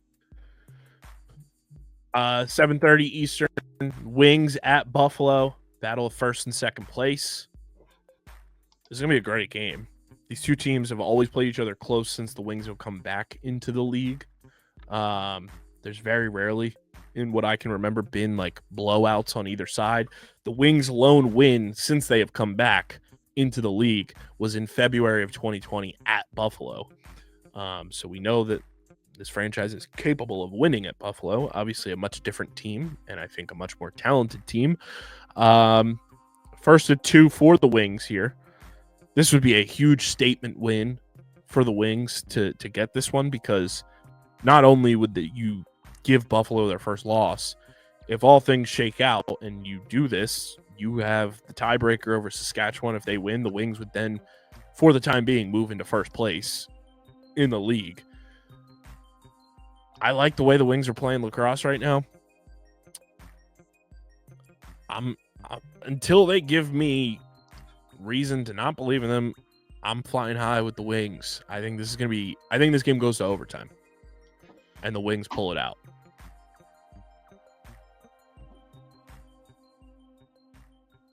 No beef. No disrespect. I literally just can't pick against Buffalo until I don't even know last time I picked against Buffalo. I did once with Toronto, and they made me mad. That was last year, by the way. Yes. But yeah, they're a juggernaut that is almost unstoppable. Until they lose a game and give me a reason to pick against them, I absolutely cannot. I love the Wings, and I think this game is going to be game of the weekend. 1,000%. Mm-hmm. Mad I skipped over it in my preview because I just didn't see it, but this is a game I will be seated and parked for. 9 p.m., Georgia at Calgary. The floor is yours.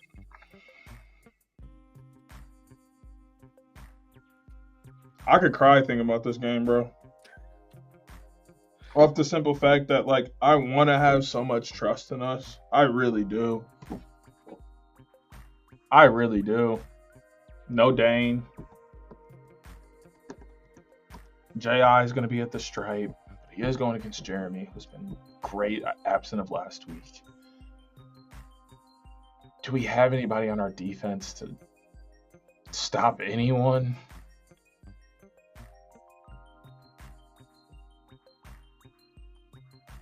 We go out on limbs, man. Go next, baby. I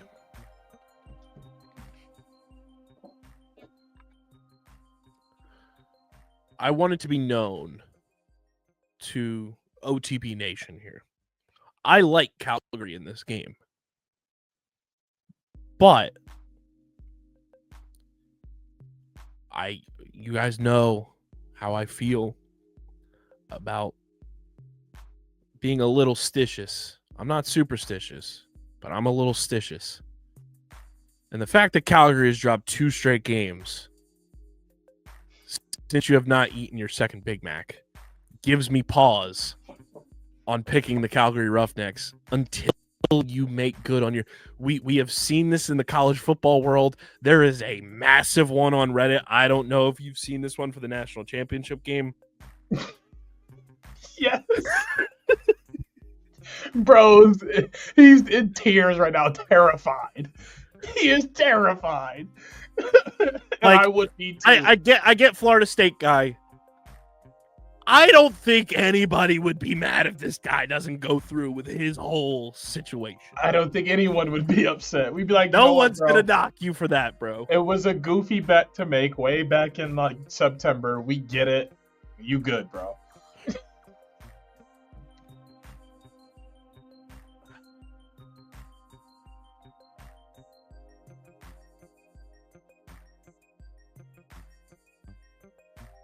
No Dane Dobie. Brett Dobson's a better goaltender. Georgia's still a pretender. This will really tell me if they're pretenders.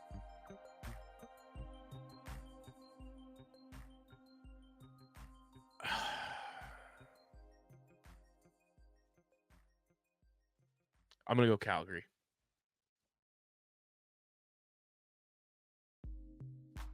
I need you to eat that Big Mac. That made my heart warm. I need you to eat that Big Mac. Yes, sir. I better see DJ12 sent you a collaboration request on Instagram before this game gets going. San Diego at Vegas. I don't know how to feel about this game. This is a game San Diego should win. But again, we just talked about how like they're in like this weird state without Trevor. I'm gonna go Seals based on talent and based on just like, I don't know, vibes. Until Vegas gives you a full-blown reason to pick them on a sort of consistent basis, I gotta go Seals. I'm gonna go. Yeah, I'm gonna go Seals as well. The bigger thing is I just don't really trust the opposite side more than I trust the Seals to go and win. I think it's more of I don't trust Vegas enough to get me a win. Right. So I'm gonna rock with the Seals. And then Monday Night Lacrosse, 5 p.m. Eastern Time at the Wells Fargo Center. Both teams playing their second game of the weekend. Or start to the week. I don't know how you want to classify that, but it's Vancouver at Philadelphia. I'm taking this game in a similar vein of the Calgary game where like Vancouver's got Stathakis, Calgary's got Inacio. I don't expect the Wings to win many faceoffs against Stath. But I think the Wings have the better offense all around and the better ball movement and the better defense and a more proven defense and a better goaltender. And for that reason, the Wings are going 2-0 this weekend. I feel like I owe it to you. You stand in solidarity. Oh my God.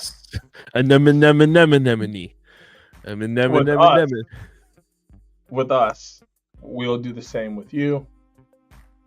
I got the Wings taking down Vancouver. Hey, I'm going to tell you, there's a piece of me that didn't want to do it. But we scratch each other's backs here. We love each other. We support each other. You rocking with us, I'm rocking with you. I am going to make a change to a game.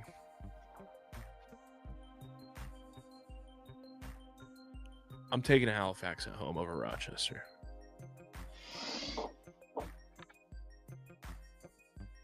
I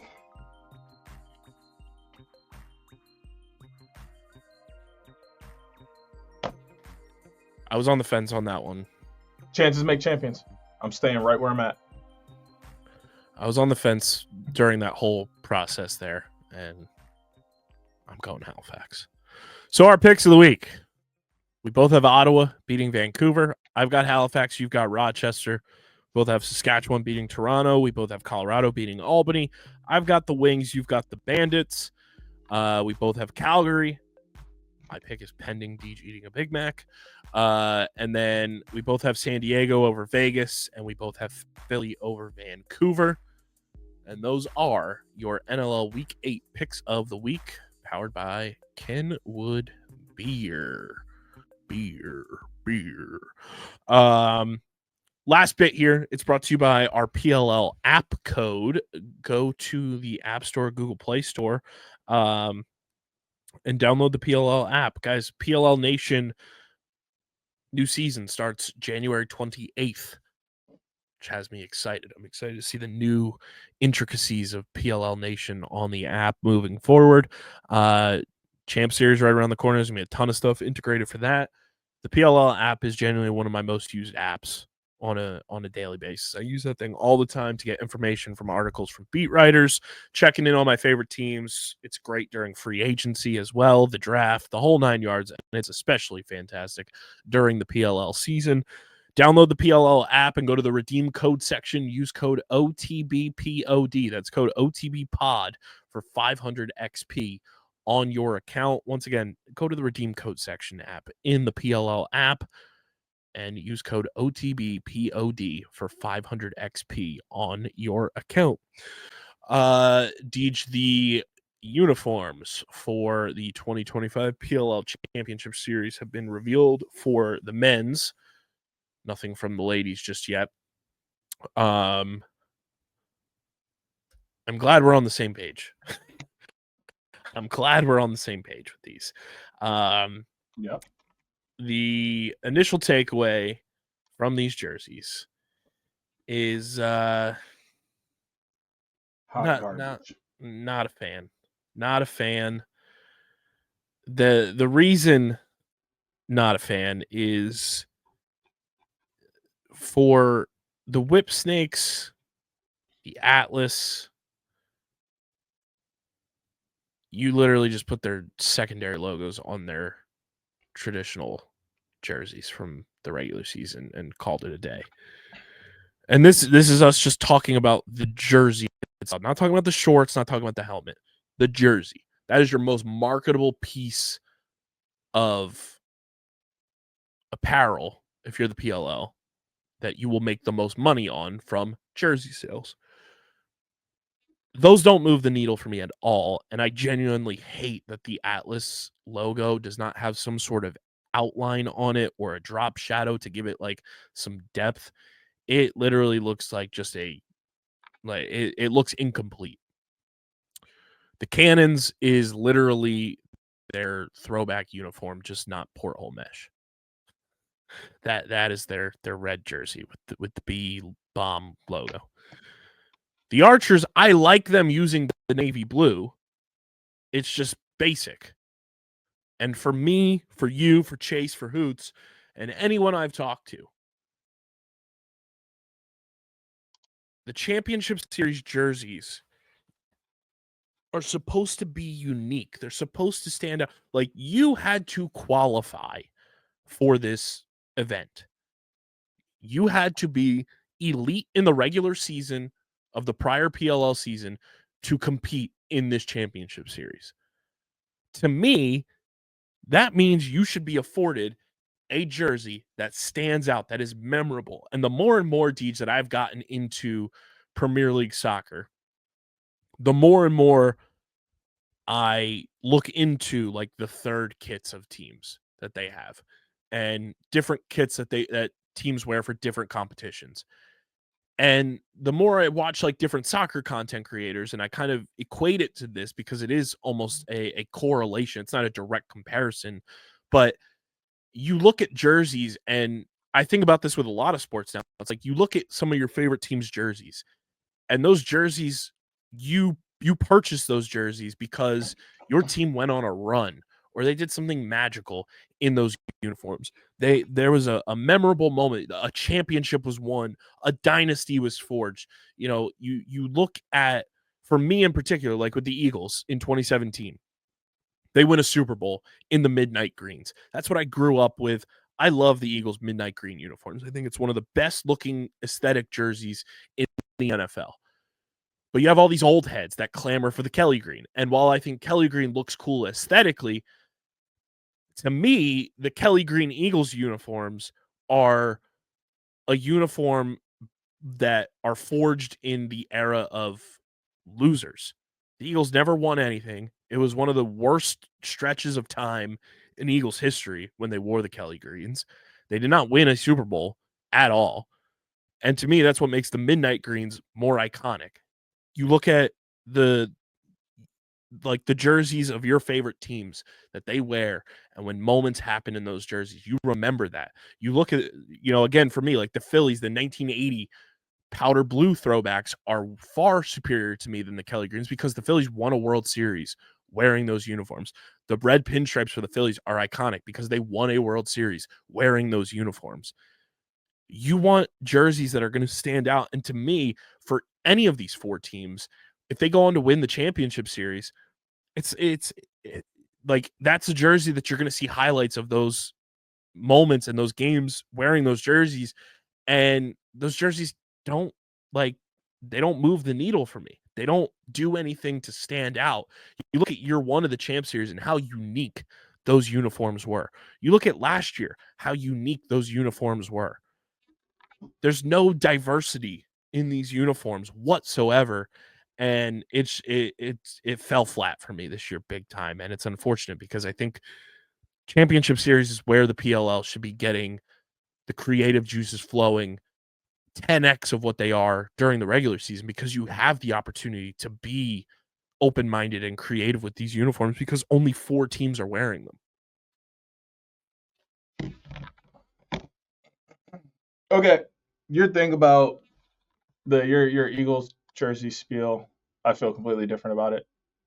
I don't think past success has anything to do with it. Like, to me, it's all about how the jersey looks. Like, if it looks good, wear obviously. it. If it doesn't, get rid of that shit. But also, like, you have to understand not to overuse certain things as well. Like, I don't think Kelly green is the Eagles look. It's okay to wear. It's okay to wear it 3 or 4 times out of the year, sure. But that's not your main look, so you shouldn't try and make it your main look. These jerseys, I don't think are terrible. They're garbage. They're garbage. But they're not terrible, but they're garbage. They are. But, like, they're garbage with if you made 2 corrections, 2 changes, they're fire. Like, these are so close to being good that they're bad. Because the things that are incomplete. I say the things that are not good about them stand out so much that it ruins what it is that they're trying to do. Like, going through them, like, I personally would have loved a yellow or black base jersey for Maryland with the logo. I think is great. That's fine. Leave the logo. Make it either yellow or black on the base. Leave the shorts red. That jersey's fire.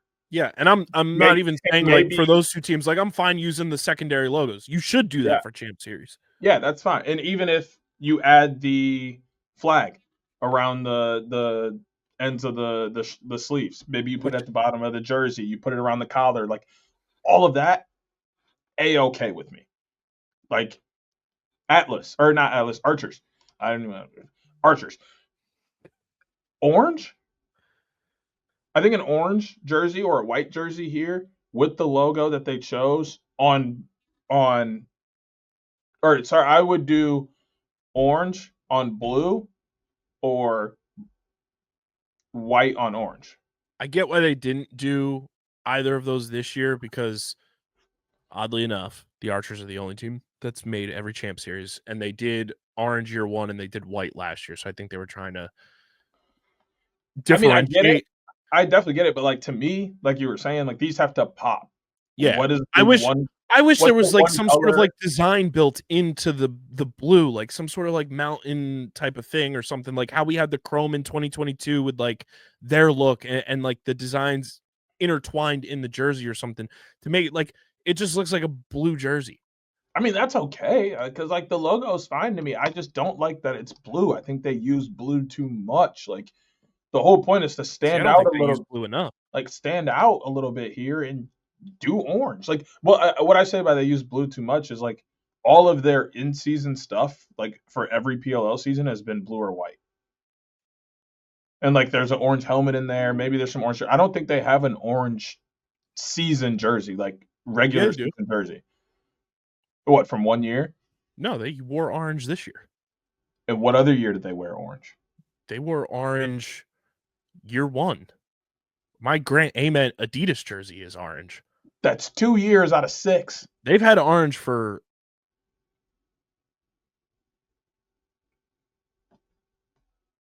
I think this is my Wi-Fi going bad this time.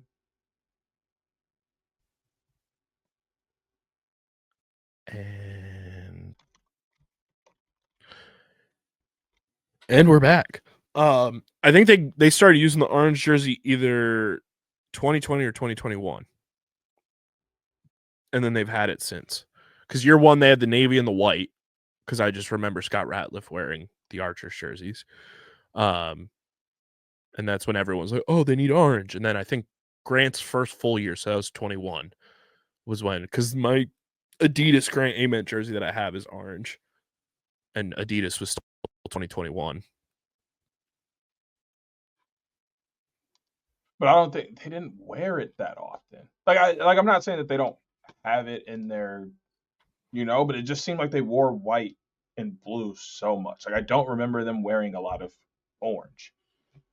They also wore orange in the bubble because that was the orange and the purple water dogs was what I always clamored about as being one of the best jersey matchups. And how often do we get them in orange? Like I'm not saying that they don't have it and they haven't like made kits with it, but they don't wear them. They hardly ever have them wear orange. And I don't know what the reason is behind that. Like, use the color that pops the most. Blue and white are so like dark and bright, like they're so basic. Like orange is like, hey, look at me, I wear orange. And guess who else wears orange in the PLL? Nobody.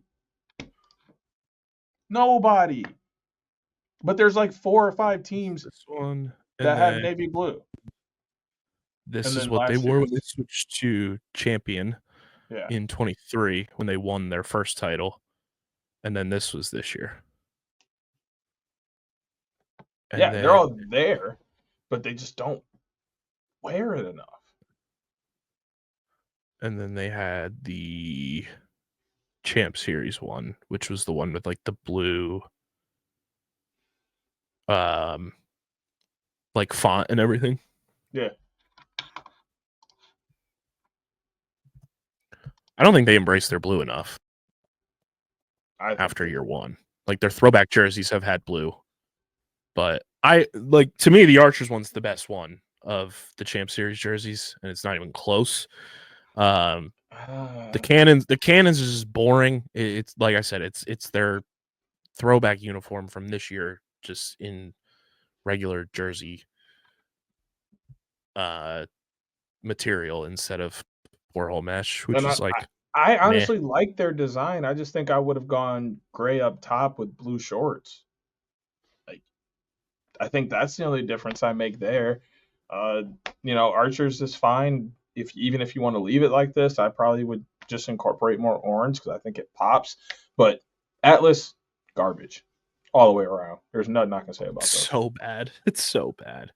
And I hate that the big selling point on these is the helmets. Like everyone's clamoring about the helmet color schemes. And it's like, guess what? The common fan is not going to own a PLL helmet. Like it'll look cool in highlights or whatever, but guess what? You can also make your jerseys look cool at the same time. Like I genuinely do not give a fuck that the Atlas are wearing navy blue helmets. Cool. No, I care a lot. I genuinely don't care that the Whip Snakes are wearing red helmets. Like, cool. Like, no, I think that, but that stuff matters a lot because like it takes their uniforms to a new level, especially if the PLL likes these and they start to incorporate these colors into their regular season kits. Atlas could start looking like one of the swaggiest teams in the league Here's my if they're thing. going to start wearing navy blue. I don't care that they're wearing these because the jerseys are ass. All right, bro. Like you can't win everything. You gotta win some. I'm just saying. We the took an L needle on the doesn't jersey. move.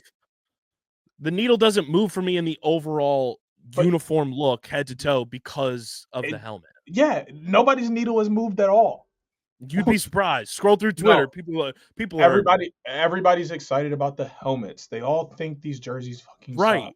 But that doesn't so the needle hasn't moved on the jersey. We just like the helmet. We are in agreement with you. The jerseys blow. But the exciting part about these makeups is that they have different colored helmets that we can see how they look with what we're getting in person.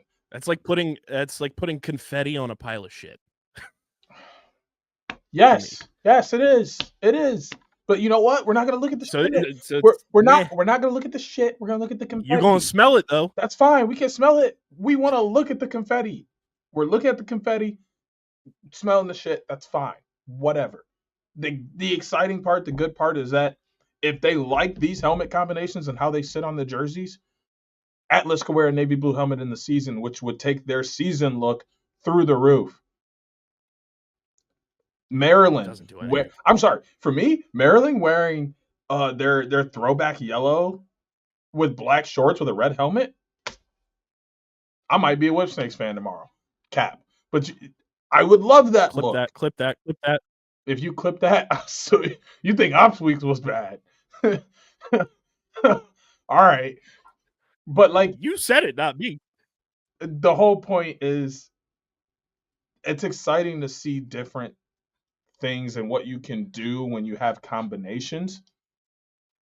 And we've seen like every Archer combination there is out there. So like that's why I don't think anybody's really saying anything about that, because they have orange helmets, they have white helmets, they had blue helmets, they've had every jersey color. We've seen all the different combinations. Rock with whatever you want to rock with there. We haven't seen too much of a navy blue helmet on red jersey for Cannons. We haven't seen any navy blue helmet stuff for Atlas. We have seen no red helmet stuff for Whips. This is a chance for us to say maybe it does get better. We know that Champ Series is somewhat of a experimenting tool with them. They're experimenting with these helmets. People are just excited to see helmet colors that they've been asking to see for some years now pop out, and hopefully that they're going to stay. But we do all agree these jerseys are hot garbage. And all in all, this just continues to bring home my point that outside of the throwback jerseys and outside of the Indigenous heritage jerseys, which were created by an independent artist, which are phenomenal, but from a just jersey perspective, I have been wildly underwhelmed with Champion as the jersey provider for the PLL. You say this to me every time you see a jersey. I don't know how to. They're underwhelming. I don't know what else to say. I don't. I'm sorry. It's not my fault. I'm not saying it is. I'm just saying it just continues to add to my point that they're fine. See, like I'm a weird jersey guy. Like I like simplicity, but at the same time I like something to pop out. Like a lot of people are like, "Oh, the Woods jerseys are so basic." Love the fuck out of them Woods jerseys. Simple fact that it was nice, it was simple. Everything was there, all the colors were there, and then they put the one little logo for 1-0 of the Woods. Fire jersey. I don't need all the extras in there. I don't need the trees at the bottom anymore. I like the trees in the old one because it was a nice touch. It was the only thing that stood out about that jersey. You only need one thing to stand out for me to say it's a nice jersey. But I do understand the people who want what you like in jerseys. And I don't even need them to be extravagant. Like a lot of them just look like cookie cutter like templates of jerseys, and it's like, all right, let's smack a logo on it. Like there's no identity to them. That's what I like. Keep it as clean cut as you can. I think personality comes from color, logo, that kind of stuff. That's where you can get a little more creative.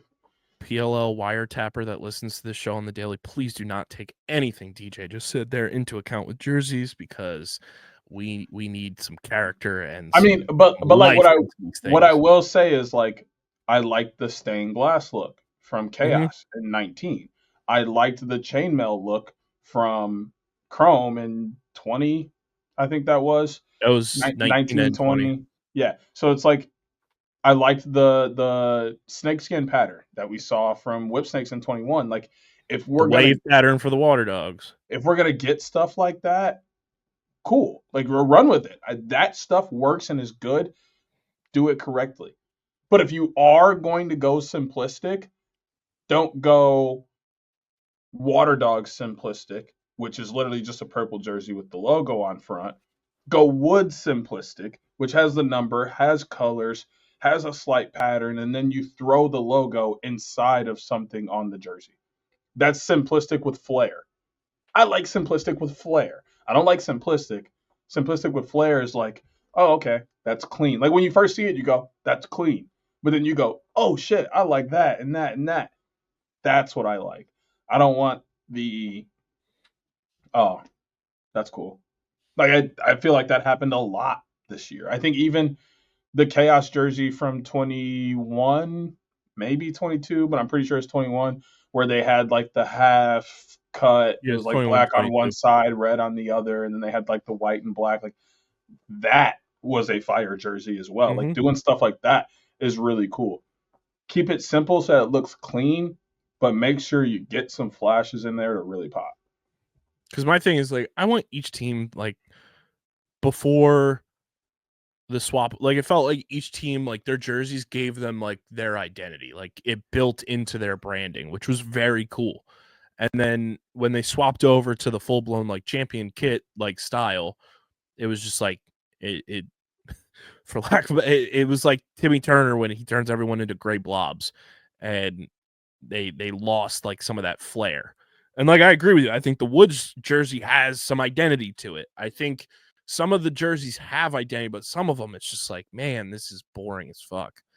And to me, for Champ Series, where you want stuff to pop, you want things to be different, you want a new look, I think they just missed the mark, and it's unfortunate, but that's just how I be feeling. And who knows, maybe when I see them not in cartoon drawings, and I think the artwork looks cool, but maybe when I see them in actual jersey form, I'll have different opinions on everything. But all in all, I'm very underwhelmed with the total collection of these Champ Series jerseys. I wholeheartedly agree. You can let us know how you feel about them. Speakpipe.com/OTBLaxPod, or leave a comment in the YouTube comment section. And of course, let's enjoy the games. We've got Friday to Monday Lacrosse this week, which is a doozy of a time. Very stoked.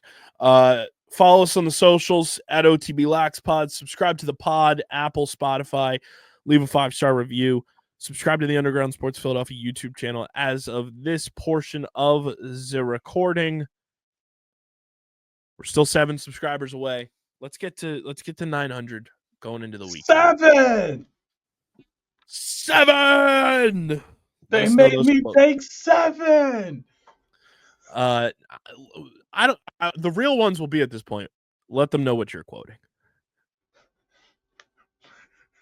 I don't know if you've ever seen this clip.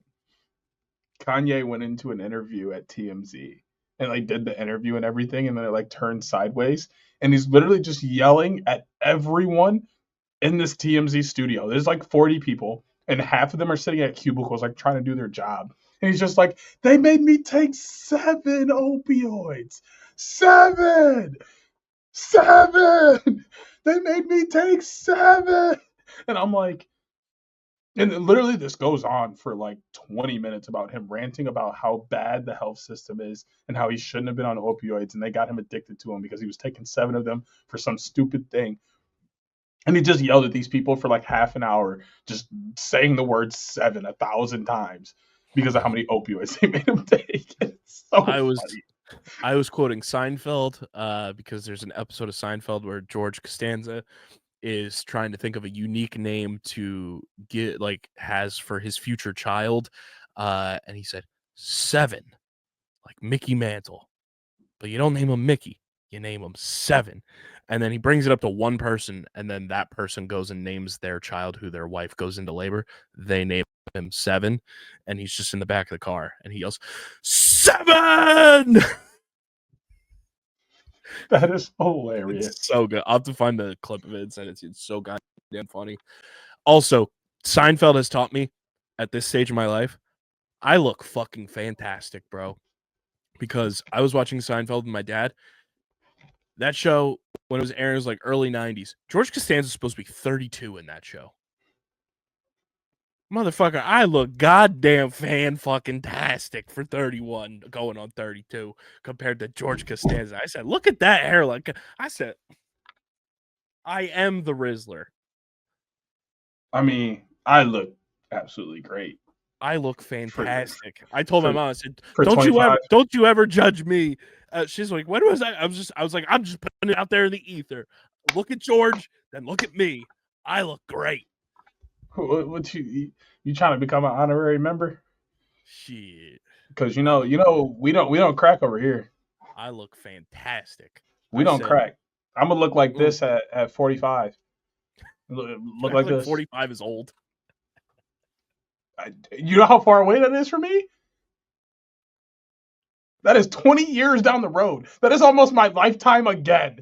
Yes, that's old. It's not that old. 45 is like mid. That's midlife. 30. I didn't say it was that old.